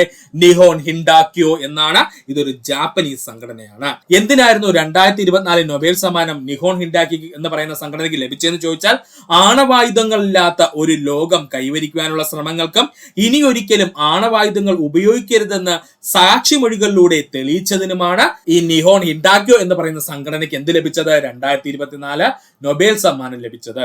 അപ്പൊ ഇതിന്റെ രാജ്യം ഓൾറെഡി നമ്മൾ പറഞ്ഞു, ജപ്പാൻ തന്നെയാണ്. ഒന്നുകൂടി പറയാം സുഹൃത്തുക്കളെ, ശ്രദ്ധിക്കുക. സമാധാനം 2024 നൊബേൽ ലഭിച്ചത് ആർക്കാ? നിഹോൺ ഹിൻഡാക്യോ എന്ന് പറയുന്ന സംഘടനയ്ക്കാണ്. ഇതിന്റെ കോഡ് എന്താ സുഹൃത്തുക്കളെ? നമ്മൾ പറഞ്ഞത് സമാധാനം നഹി എന്നാണ്. നഹി എന്നതുകൊണ്ട് ഉദ്ദേശിക്കുന്നത് നിഹോൺ ഹിൻഡാക്യോയുടെ ഷോർട്ട് ഫോം ആണ്. അത് നിഹി എന്നാണ് വരുന്നത്. പക്ഷെ പഠിക്കുന്നതിന് വേണ്ടി നമ്മൾ എന്താക്കി? നഹി എന്നാക്കി. അപ്പൊ അതങ്ങ് പഠിച്ചു വെക്കുക. ഇനി ഇതിന്റെ വിഷയം എന്തായിരുന്നു ചോദിച്ചാൽ ആണവായുധങ്ങളില്ലാത്ത ഒരു ലോകം കൈവരിക്കുവാനുള്ള ശ്രമങ്ങൾക്കും ഇനി ഒരിക്കലും ആണവായുധങ്ങൾ ഉപയോഗിക്കരുതെന്ന സാക്ഷിമൊഴികളിലൂടെ തെളിയിച്ചതിനുമാണ് നിഹോൺ ഹിൻഡാക്യോ എന്ന് പറയുന്ന ജാപ്പനീസ് സംഘടനയ്ക്ക് 2024 സമാധാന പുരസ്കാരം ലഭിച്ചത്? പഠിക്കുക. 2024 സമാധാനത്തിന് നൊബേൽ പുരസ്കാരം ലഭിച്ചത്? പഠിക്കുക. ഇനി നമുക്ക് നിയോൺ ഹിൻഡാക്കിയെ കുറിച്ചൊന്ന് നോക്കാം. ഇതാണ് ഇപ്പോൾ PSC ട്രെൻഡ്. ഒരു ക്വസ്റ്റ്യനിൽ നിന്ന് മറ്റൊരു ക്വസ്റ്റ്യനിലേക്ക് പോകുന്ന രീതി. നിയോൺ ഹിൻഡാക്കിയോ എന്തെന്ന് നമുക്കൊന്ന് നോക്കാം. രണ്ടാം ലോക മഹായുദ്ധത്തെ ഹിരോഷിമയിലും നാഗസാക്കിയിലും നടന്ന അണുബോംബ് സ്ഫോടനങ്ങളിൽ അതിജീവിച്ചവരെ പ്രതിനിധീകരിക്കുന്ന ജാപ്പനീസ് സംഘടനയാണ് നിഹോൺ ഹിൻഡാക്യോ. പഠിച്ചോളണേ. രണ്ടാം ലോക മഹായുദ്ധ സമയത്ത് ഹിരോഷിമയിലും നാഗസാക്കിയിലും നടന്ന അണുബോംബ് സ്ഫോടനങ്ങളെ അതിജീവിച്ചവരെ പ്രതിനിധീകരിക്കുന്ന ജാപ്പനീസ് സംഘടനയാണ് നിഹോൺ ഹിൻഡാക്യോ എന്ന് പറയുന്നത്. ഈ സംഘടന രൂപീകൃതമായ വർഷം 1956 ഓഗസ്റ്റ് മാസം 10-ാം തീയതി. നമ്മുടെ നിഹോൺ ഹിൻഡാക്യോ സംഘടന രൂപീകൃതമായ വർഷം 1956 ഓഗസ്റ്റ് മാസം 10-ാം തീയതിയാണ്. രണ്ടാം ലോക മഹായുദ്ധ അണുബോംബ് സ്ഫോടനത്തിൽ അതിജീവിച്ചവർ അറിയപ്പെടുന്ന പേരാണ് ഹിബാകുഷ. പഠിച്ചോളണേ. രണ്ടാം ലോക മഹായുദ്ധത്തിൽ അണുബോംബ് സ്ഫോടനത്തിൽ നിന്നും അതിജീവിച്ച വ്യക്തിത്വങ്ങളെ അറിയപ്പെടുന്ന പേര് അല്ലെങ്കിൽ വ്യക്തികളെ അറിയപ്പെടുന്ന പേരെന്താണ്? ഹിബാകുഷ എന്നാണ്. ഒന്നുകൂടി പറയാം, സുഹൃത്തുക്കളെ ശ്രദ്ധിക്കുക. നിഹോൺ ഹിൻഡാക്യോ പറ്റിയാണ് നമ്മൾ പറഞ്ഞത്. രണ്ടാം ലോക മഹായുദ്ധ സമയത്ത് ഹിരോഷിമയിലും നാഗസാക്കിയിലും നടന്ന അണുബോംബ് സ്ഫോടനങ്ങളെ അതിജീവിച്ചവരെ പ്രതിനിധീകരിക്കുന്ന ജാപ്പനീസ് സംഘടന അറിയപ്പെടുന്ന പേരാണ് നിഹോൺ ഹിൻഡാക്യോ എന്നുള്ളത്. ഈ സംഘടന രൂപീകൃതമായ വർഷം 1956 ഓഗസ്റ്റ് മാസം 10-ാം തീയതി. രണ്ടാം ലോക മഹായുദ്ധം അണുബോംബ് സ്ഫോടനത്തിൽ അതിജീവിച്ചവർ അറിയപ്പെടുന്ന പേരെന്താണ്? ഹിബാകുഷ എന്നാണ്. പഠിക്കുക. 2024 സാഹിത്യ നൊബേൽ ലഭിച്ചത് ഹാൻ കാങ്ങിനാണ്. പഠിച്ചോളണേ. 2024 നൊബേൽ പ്രൈസ് സാഹിത്യത്തിന് ലഭിച്ചത് ആർക്കാണ്? ഹാൻ കാങ്ങിനാണ്. ഇത് പഠിക്കേണ്ട കോഡ് എന്തെന്ന് ചോദിച്ചാൽ ഒന്നുമില്ല. സാഹിത്യ രചന നടത്തണമെങ്കിൽ നമുക്ക് എന്ത് വേണം സുഹൃത്തുക്കളെ? ഹാൻഡ് വേണം അല്ലെ? സാഹിത്യ രചന നടത്തണമെങ്കിൽ നമുക്ക് എന്ത് വേണം? ഹാൻഡ് വേണം. അത്ര മാത്രം ഓർത്ത് വെച്ചിരുന്നാൽ മതി. 2024 സാഹിത്യ പുരസ്കാരം നൊബേൽ ലഭിച്ചത് ആർക്കാ? ഹാൻ കാങ്ങിനാണ്. നമ്മുടെ കോഡ് എന്താണ്? സാഹിത്യ രചന നടത്തണമെങ്കിൽ ഹാൻഡ് വേണമെന്ന് അങ്ങ് പഠിച്ചു വെക്കുക. എന്ത് വിഷയത്തിനാണ് അവർക്ക് ലഭിച്ചതെന്ന് ചോദിച്ചാൽ ചരിത്രപരമായ ആഘാതങ്ങളെ അഭിമുഖീകരിക്കുകയും മനുഷ്യ ജീവിതത്തിന്റെ ദുർബലത തുറന്നു കാട്ടുകയും ചെയ്ത അതിതീവ്രമായിട്ടുള്ള കാവ്യ ഗദ്യങ്ങൾക്ക് രചിച്ചതിനാണ് ആർക്ക് ലഭിച്ചത്? ഹാൻ കാങ്ങിന് 2024 സാഹിത്യ നൊബേൽ ലഭിച്ചത്. ഇങ്ങനെ തന്നെ പഠിച്ചു വെച്ചോളണേ. 2024 സാഹിത്യ നൊബേൽ ലഭിച്ചത് ആർക്കാ? ഹാൻ കാങ്ങിനാണ്. എന്താ കോഡ്? സാഹിത്യ രചനയ്ക്ക് ഹാൻഡ് വേണമെന്നങ്ങ് പഠിച്ചു വെക്കുക. വിഷയം എന്തായിരുന്നു? ചരിത്രപരമായ ആഘാതങ്ങളെ അഭിമുഖീകരിക്കുകയും മനുഷ്യ ജീവിതത്തിന്റെ ദുർബലത തുറന്നു കാട്ടുകയും ചെയ്യുന്ന തീവ്രമായ കാവ്യഗദ്യങ്ങൾ രചിച്ചതിനാണ് ഹാൻ കാങ്ങിന് സാഹിത്യ പുരസ്കാരം ലഭിച്ചത്. ഇവരുടെ രാജ്യം ഏതെന്ന് ചോദിച്ചാൽ അത് ദക്ഷിണ കൊറിയയാണ്. രാജ്യം ഏതാണ്? ദക്ഷിണ കൊറിയയാണ്. ഇതാണ് നമ്മുടെ എക്സാമിന് ചോദിച്ചത്. അപ്പൊ നമുക്ക് അല്പം ഡീപ്പായിട്ട് ഹാൻ കാങ്ങിനെ പറ്റി പഠിക്കാം. ഹാൻ കാങ്ങിനെ പറ്റി നമുക്കൊന്ന് നോക്കാം. സാഹിത്യത്തിൽ നിന്നുള്ള നൊബേൽ പുരസ്കാരം ലഭിക്കുന്ന ആദ്യത്തെ ഏഷ്യൻ വനിത ആരാണ്? ഹാൻ കാങ് ആണ്. ശരിയാണ്. സാഹിത്യത്തിൽ നിന്നുള്ള നൊബേൽ പുരസ്കാരം ലഭിക്കുന്ന ആദ്യത്തെ ഏഷ്യൻ വനിത ആരാണ്? ഹാൻ കാങ് ആണ്. നൊബേൽ ലഭിക്കുന്ന രണ്ടാമത്തെ ദക്ഷിണ കൊറിയൻ വ്യക്തിത്വം ആരെന്ന് ചോദിച്ചാൽ അത് ഹാൻ കാങ് ആണ്. കൺഫ്യൂഷൻ ആവല്ലേ. നൊബേൽ ലഭിക്കുന്ന രണ്ടാമത്തെ ദക്ഷിണ കൊറിയൻ വ്യക്തിത്വം ആരെന്ന് ചോദിച്ചാൽ അത് ഹാൻ കാങ് ആണ്. നമ്മുടെ ക്വസ്റ്റ്യൻ പേപ്പറിൽ എന്താ ചോദിച്ചത്? സാഹിത്യത്തിന് നൊബേൽ സമ്മാനം ലഭിക്കുന്ന ആദ്യത്തെ ദക്ഷിണ കൊറിയൻ വ്യക്തിത്വം ആരെന്ന് ചോദിച്ചാൽ അത് ഹാൻ കാങ് ആണ്. കാരണം 2 പേർക്ക് മാത്രമേ ദക്ഷിണ കൊറിയയിൽ നിന്ന് ഇതുവരെയായിട്ടും നൊബേൽ ലഭിച്ചിട്ടുള്ളൂ. അതിലൊരാൾ ആരെന്ന് ചോദിച്ചു കഴിഞ്ഞാൽ അത് നമ്മുടെ ഹാൻ കാങ് ആണ്. അവർക്ക് എന്തിനാ ലഭിച്ചത് നൊബേൽ ലഭിച്ചത്? അവർക്ക് സാഹിത്യത്തിനാണ് നൊബേൽ ലഭിച്ചത്. സാഹിത്യത്തിൽ നിന്നുള്ള നൊബേൽ പുരസ്കാരം ലഭിക്കുന്ന 18ാമത് വനിതയാണ് ആര്? Han Kang. ഇതും ചോദിച്ചിരുന്നു. സാഹിത്യത്തിൽ നിന്ന് നൊബേൽ പുരസ്കാരം ലഭിക്കുന്ന 18ാമത്തെ വനിത ആരെന്ന് ചോദിച്ചാൽ അത് ഹാൻ കാങ് ആണ്. പഠിക്കുക. ഹാൻ കാങ്ങിന്റെ പ്രധാനപ്പെട്ട കൃതികൾ നമുക്കൊന്ന് നോക്കാം. അതിൽ ഏറ്റവും ഇമ്പോർട്ടന്റ് ആണ് ദി വെജിറ്റേറിയൻ. അത് തന്നെയാണ് PSC ചോദിച്ചത്. The vegetarian. ഇത് അവർ എഴുതിയത് 2007 ഇതൊരു നോവലാണ് കേട്ടോ. ഈ നോവൽ അവർ എഴുതിയെന്നിലാണ് 2007. Han Kang 2016 Man Booker International പ്രൈസിന് അർഹമായ കൃതിയാണ് ദ വെജിറ്റേറിയൻ. ഹാൻ കാങ്ങിന് 2016 മാൻ ബുക്കർ ഇന്റർനാഷണൽ പ്രൈസിന് അർഹമാക്കിയ കൃതി ഏതായിരുന്നു? ദ വെജിറ്റേറിയൻ ആയിരുന്നു. ദ വെജിറ്റേറിയൻ മലയാളത്തിലേക്ക് പരിഭാഷപ്പെടുത്തിയത് CV ബാലകൃഷ്ണനാണ്. പഠിച്ചോളണേ. ദ വെജിറ്റേറിയൻ എന്ന് പറയുന്ന കൃതി മലയാളത്തിലേക്ക് പരിഭാഷപ്പെടുത്തിയത് ആരാണ്? CV ബാലകൃഷ്ണനാണ്. ഇത്രയും പോയിന്റ് ഓർക്കുക. ഒന്നുകൂടി പറയാം സുഹൃത്തുക്കളെ. ഹാൻ കാങ്ങിനെ പറ്റിയാണ് നമ്മൾ പറഞ്ഞത്. സാഹിത്യത്തിൽ നിന്നുള്ള നൊബേൽ പുരസ്കാരം ലഭിക്കുന്ന ആദ്യത്തെ ഏഷ്യൻ വനിത ഹാൻ കാങ് ആണ്. നൊബേൽ ലഭിക്കുന്ന രണ്ടാമത്തെ ദക്ഷിണ കൊറിയൻ വ്യക്തിത്വം ആരെന്ന് ചോദിച്ചാൽ ഹാൻ കാങ് ആണ്. മറ്റൊരു രീതിയിൽ പറഞ്ഞു കഴിഞ്ഞാൽ സാഹിത്യത്തിന് നൊബേൽ ലഭിക്കുന്ന ആദ്യത്തെ ദക്ഷിണ കൊറിയൻ വ്യക്തിത്വം ആരെന്ന് ചോദിച്ചാൽ അതും ഹാൻ കാങ് തന്നെയാണ്. പക്ഷെ നൊബേൽ ലഭിക്കുന്ന ആദ്യത്തെ വ്യക്തിത്വം അല്ല ആര്, ഹാൻ കാങ്. രണ്ടാമത്തെ ദക്ഷിണ കൊറിയൻ വ്യക്തിത്വമാണ് ഹാൻ കാങ്. ആ വ്യത്യാസം മനസ്സിലാക്കി പഠിക്കുക. സാഹിത്യത്തിനുള്ള നൊബേൽ പുരസ്കാരം ലഭിക്കുന്ന 18ാമത് വനിത ആരെന്ന് ചോദിച്ചാൽ അത് ഹാൻ കാങ് ആണ്. അതും വളരെ ഇമ്പോർട്ടന്റ് ആണ്. ഇനി ഹാൻ കാങ്ങിന്റെ പ്രധാനപ്പെട്ട കൃതികൾ ഏതൊക്കെയാ? ദി വെജിറ്റേറിയൻ, ഇതെന്നാ വന്നത്? 2007 അവർ എഴുതിയൊരു നോവലായിരുന്നു. ഈ നോവലിന് 2016 ഹാൻ കാങ്ങിന് മാൻ ബുക്കർ ഇന്റർനാഷണൽ പ്രൈസ് അർഹമായിരുന്നു. അതുപോലെ തന്നെ ദ വെജിറ്റേറിയൻ എന്ന് പറയുന്ന കൃതി മലയാളത്തിലേക്ക് പരിഭാഷപ്പെടുത്തിയത് ആരാണ്? CV ബാലകൃഷ്ണനാണ്. ഹാൻ കാങ്ങിന്റെ ആദ്യത്തെ ചെറുകഥാ സമാഹാരമാണ് ലവ് ഓഫ് യോസു എന്നുള്ളത്. പഠിച്ചോണേ, ഹാങ് യാങ്ങിന്റെ ആദ്യത്തെ ചെറുകഥാ സമാഹാരം അറിയപ്പെടുന്ന പേരെന്താണ്? Love of Yeosu. ഹാൻ കാങ്ങിന്റെ ചലച്ചിത്രമാക്കപ്പെട്ട നോവലുകളാണ് ദ വെജിറ്റേറിയനും അതുപോലെ ബേബി ബുദ്ധയും. ബേബി ബുദ്ധയായിരിക്കും ഇനി PSC ചോദിക്കുന്നത്, അതുകൊണ്ട് പഠിക്കുക. ഹാൻ കാങ്ങിന്റെ ചലച്ചിത്രമാക്കപ്പെട്ട നോവലുകൾ ഏതൊക്കെയാണ്? ദ വെജിറ്റേറിയനും അതുപോലെ ബേബി ബുദ്ധയുമാണ്. ഹാൻ കാങ്ങിന്റെ മറ്റു കൃതികളാണ് the white book, PSC already ചോദിച്ചിരുന്നു, ഹ്യൂമൻ ആക്ട്സ്, അതുപോലെ ഗ്രീക്ക് ലെസൺസ്. പഠിച്ചോളണേ. ഹാൻ കാങ്ങിന്റെ മറ്റു പുസ്തകങ്ങൾ ഏതൊക്കെയാണ്? The white book, human acts, അതുപോലെ ഗ്രീക്ക് ലെസൺസ് എന്നിവ. ഒന്നുകൂടി പറയാം സുഹൃത്തുക്കളെ, ശ്രദ്ധിക്കുക. ഹാൻ കാങ്ങിന്റെ ചെറുകഥാ സമാഹാരമാണ് ലവ് ഓഫ് യോസു എന്ന് പറയുന്നത്. ഹാൻ കാങ്ങിന്റെ ഏറ്റവും പുതിയ നോവലാണ് I do not beat farewell എന്നുള്ളത്. ഹാൻ കാങ്ങിന്റെ ചലച്ചിത്രമാക്കപ്പെട്ട നോവലുകളാണ് ദി വെജിറ്റേറിയനും അതുപോലെ ബേബി ബുദ്ധയും. അതുപോലെ തന്നെ ഹാൻ കാങ്ങിന്റെ മറ്റു പ്രധാനപ്പെട്ട കൃതികളാണ് the white book, human acts, അതുപോലെ ഗ്രീക്ക് ലെസൺസ് എന്നിവ പഠിക്കുക. ഇനി നമുക്ക് നോക്കാനുള്ളത് 2024 സാമ്പത്തിക ശാസ്ത്രത്തിന്റെ നൊബേൽ ലഭിച്ചത് 3 പേർക്കാണ്. ആരൊക്കെയാണെന്ന് ചോദിച്ചാൽ അത് Daron Acemoglu, Simon Johnson, James A Robinson എന്നിവർക്കാണ്. പഠിച്ചോളനെ. 2024 സാമ്പത്തിക നൊബേൽ ലഭിച്ചത് 3 പ്രധാനപ്പെട്ട വ്യക്തിത്വങ്ങൾക്കാണ്. ആരൊക്കെയാണ് അവര്? Daron Acemoglu, Simon Johnson, James A Robinson എന്നിവർക്കായിരുന്നു. ഇവരുടെ എന്ത് വിഷയത്തിനാ സാമ്പത്തിക ശാസ്ത്രത്തിൽ നൊബേൽ ലഭിച്ചതെന്ന് ചോദിച്ചാൽ സ്ഥാപനങ്ങൾ എങ്ങനെ രൂപപ്പെടുന്നുവെന്നും സമൃദ്ധിയെ എങ്ങനെ ബാധിക്കുന്നുവെന്നും പഠിച്ചതിനാണ് കേട്ടോ. സ്ഥാപനങ്ങൾ എങ്ങനെ രൂപപ്പെടുന്നുവെന്നും സമൃദ്ധിയെ എങ്ങനെ അത് ബാധിക്കുന്നു എന്നതിനെ കുറിച്ചും പഠിച്ചതിനാണ് 2024 സാമ്പത്തിക നൊബേൽ ആർക്കൊക്കെ ലഭിച്ചത്? Daron Acemoglu, Simon Johnson, James A Robinson എന്നിവർക്ക് ലഭിച്ചത്. ഇത് പഠിക്കേണ്ട കോഡ് എന്തെന്ന് ചോദിച്ചാൽ ഈസിയാണ് സുഹൃത്തുക്കളെ, ഒന്നുമില്ല. ഡാ സൈമ ജെയിംസിന് സമ്പത്തുണ്ട് എന്നങ്ങ് പഠിക്കുക. ഡാ സൈമ ജെയിംസിന് സമ്പത്തുണ്ട് എന്നങ്ങ് പഠിക്കുക. ഡാ എന്ന് പറഞ്ഞു കഴിഞ്ഞാൽ ഡാരോൺ അസെമോഗ്ലുവിനെ സൂചിപ്പിക്കുന്നു. സൈമ എന്ന് പറഞ്ഞു കഴിഞ്ഞാൽ സൈമൺ ജോൺസനെ സൂചിപ്പിക്കുന്നു. ജെയിംസ് എന്ന് പറഞ്ഞു കഴിഞ്ഞാൽ ജെയിംസ് എ റോബിൻസനെ സൂചിപ്പിക്കുന്നു. സമ്പത്തുണ്ടെന്ന് പറഞ്ഞു കഴിഞ്ഞാൽ സാമ്പത്തിക ശാസ്ത്രത്തെ സൂചിപ്പിക്കുന്നു. കോഡ് ഈസിയാണേ, പഠിച്ചു വെച്ചോളണേ. 2024 സാമ്പത്തിക ശാസ്ത്രത്തിന് നൊബേൽ ലഭിച്ചത് ആർക്കൊക്കെയാ? Daron Acemoglu, Simon Johnson, James A Robinson എന്നിവർക്കാണ്. ഇവർ എന്ത് വിഷയത്തെ കുറിച്ച് പഠിച്ചതിനാൽ ലഭിച്ചത്? സ്ഥാപനങ്ങൾ എങ്ങനെ രൂപപ്പെടുന്നുവെന്നും സമൃദ്ധിയെ എങ്ങനെ ബാധിക്കുന്നുവെന്നും പഠിച്ചതിനാണ്. ഇത് പഠിക്കേണ്ട കോഡ് എന്താ സുഹൃത്തുക്കളെ? വളരെ ഈസിയാണ്. കോഡ് എന്തായിരുന്നു? ഡാ സൈമ ജെയിംസിന് സമ്പത്തുണ്ട് എന്നങ്ങ് പഠിക്കുക. കോഡ് പിന്നെയും ആവർത്തിക്കുന്നു. ഡാ സൈമ ജെയിംസിന് സമ്പത്തുണ്ട് എന്നങ്ങ് പഠിക്കുക. ഡാ എന്ന് പറഞ്ഞു കഴിഞ്ഞാൽ ഡാരോൺ അസെമോഗ്ലുവിനെ സൂചിപ്പിക്കുന്നു. സൈമ എന്ന് പറഞ്ഞു കഴിഞ്ഞാൽ സൈമൺ ജോൺസനെ സൂചിപ്പിക്കുന്നു. ജെയിംസ് എന്ന് പറഞ്ഞു കഴിഞ്ഞാൽ ജെയിംസ് എ റോബിൻസനെ സൂചിപ്പിക്കുന്നു. സമ്പത്തുണ്ടെന്ന് പറഞ്ഞാൽ സാമ്പത്തിക ശാസ്ത്രത്തിനെയാണ് സൂചിപ്പിക്കുന്നത്. ഇനി ഇവരുടെ രാജ്യം കൂടി പഠിച്ചു കഴിഞ്ഞാൽ നമ്മുടെ പരിപാടി കഴിഞ്ഞു.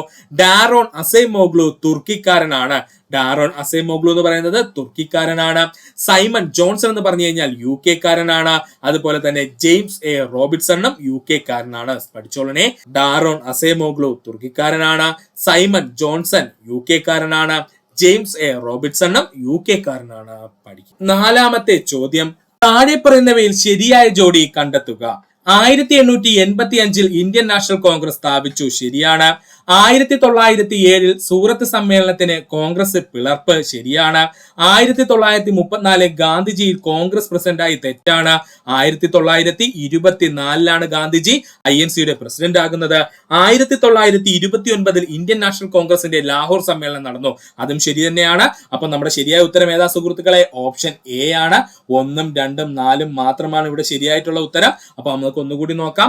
താഴെ പറയുന്നവയിൽ ശരിയായ ജോഡി കണ്ടെത്താനാണ് പറഞ്ഞിരിക്കുന്നത്. 1885 ഇന്ത്യൻ നാഷണൽ കോൺഗ്രസ് സ്ഥാപിച്ചു. ശരിയാണ്. 1907 സൂറത്ത് സമ്മേളനത്തിന് കോൺഗ്രസിന്റെ പിളർപ്പുണ്ടായി. ശരിയാണ്.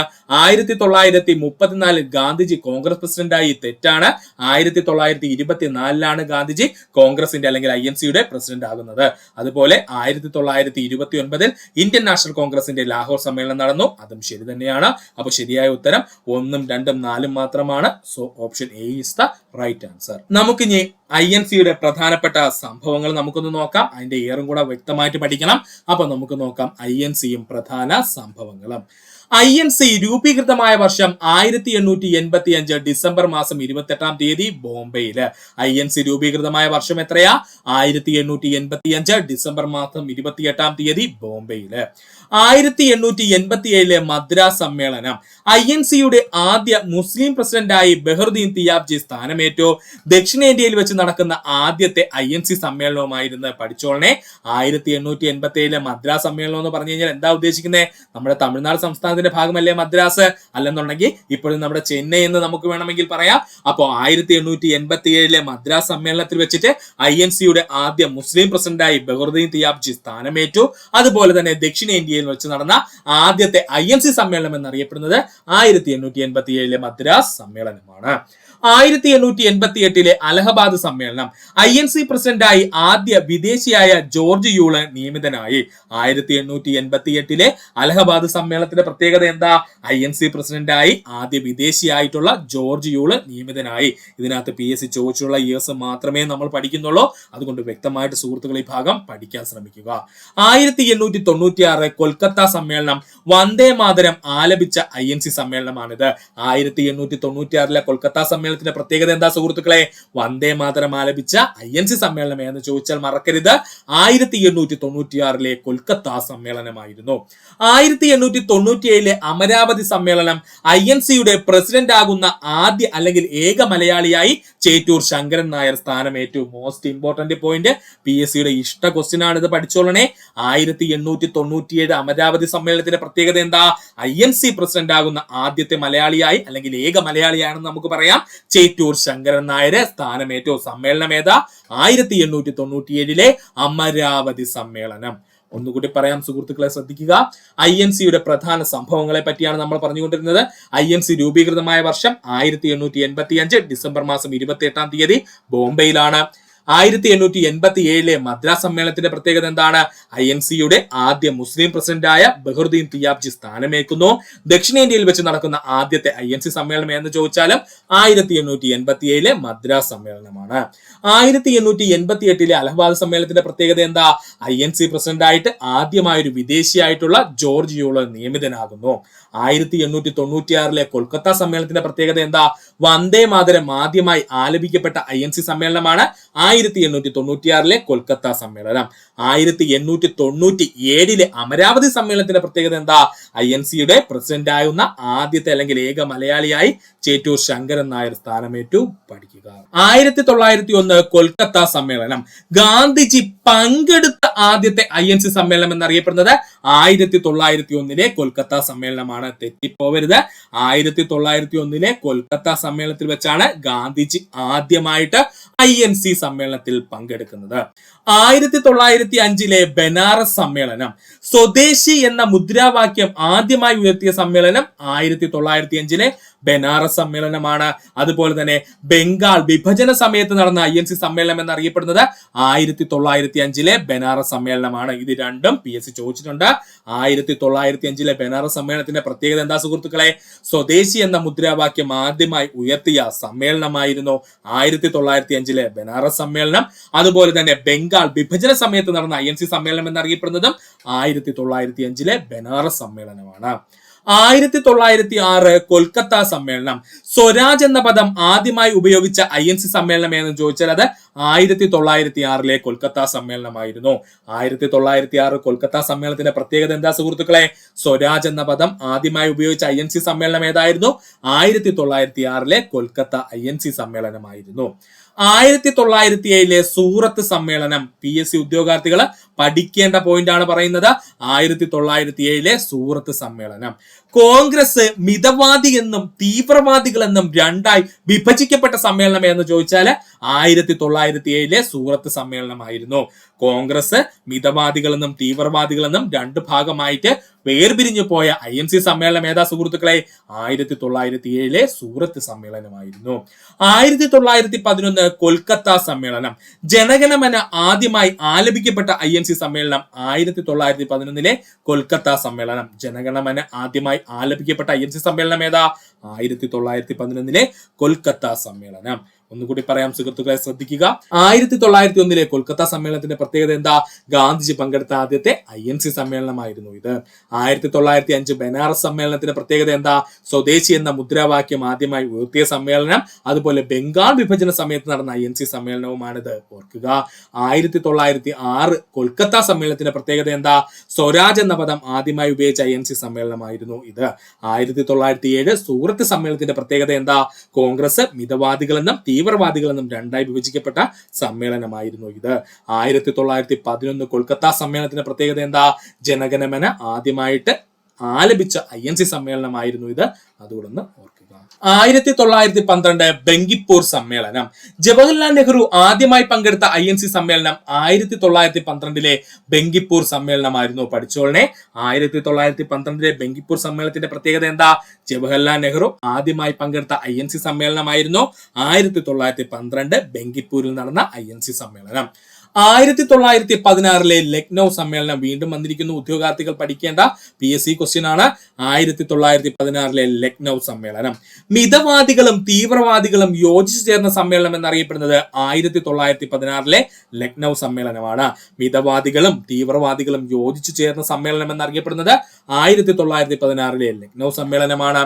ഗാന്ധിജിയും ജവഹർലാൽ നെഹ്റുവും ആദ്യമായി കണ്ടുമുട്ടിയ INC സമ്മേളനം എന്നറിയപ്പെടുന്നത് 1916 ലക്നൗ സമ്മേളനമാണ്. ഗാന്ധിജിയും ജവഹർലാൽ നെഹ്റുവും ആദ്യമായി കണ്ടുമുട്ടിയ INC സമ്മേളനം എന്നറിയപ്പെടുന്നത് 1916 ലക്നൗ സമ്മേളനമാണ്. INCയും മുസ്ലിം ലീഗും ഒന്നിച്ച് പ്രവർത്തിക്കുന്നതിന് വേണ്ടി ബാലഗംഗാധര തിലകും മുഹമ്മദ് അലി ജിന്നയും തമ്മിൽ ലക്നൗ കരാർ ഒപ്പുവെച്ച സമ്മേളനം എന്ന് ചോദിച്ചാൽ 1916 ലക്നൗ സമ്മേളനമാണ്. മറക്കരുത്, ഇമ്പോർട്ടന്റ് ആണ്.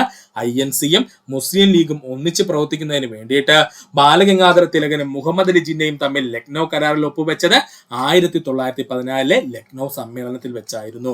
അപ്പൊ അതൊന്ന് ഓർക്കുക. 1917 കൊൽക്കത്ത സമ്മേളനം. INCയുടെ ആദ്യ വനിതാ പ്രസിഡന്റായി ആനി ബസന്റ് സ്ഥാനമേറ്റു. 1917 കൊൽക്കത്ത സമ്മേളനത്തിന്റെ പ്രത്യേകത എന്താ? INCയുടെ ആദ്യത്തെ വനിതാ പ്രസിഡന്റായിട്ട് ആനി ബസന്റ് സ്ഥാനമേറ്റു. INCയുടെ പ്രസിഡന്റ് ആകുന്ന ആദ്യ വിദേശ വനിത എന്നറിയപ്പെടുന്നത് ആനി ബസന്റ് ആണ്.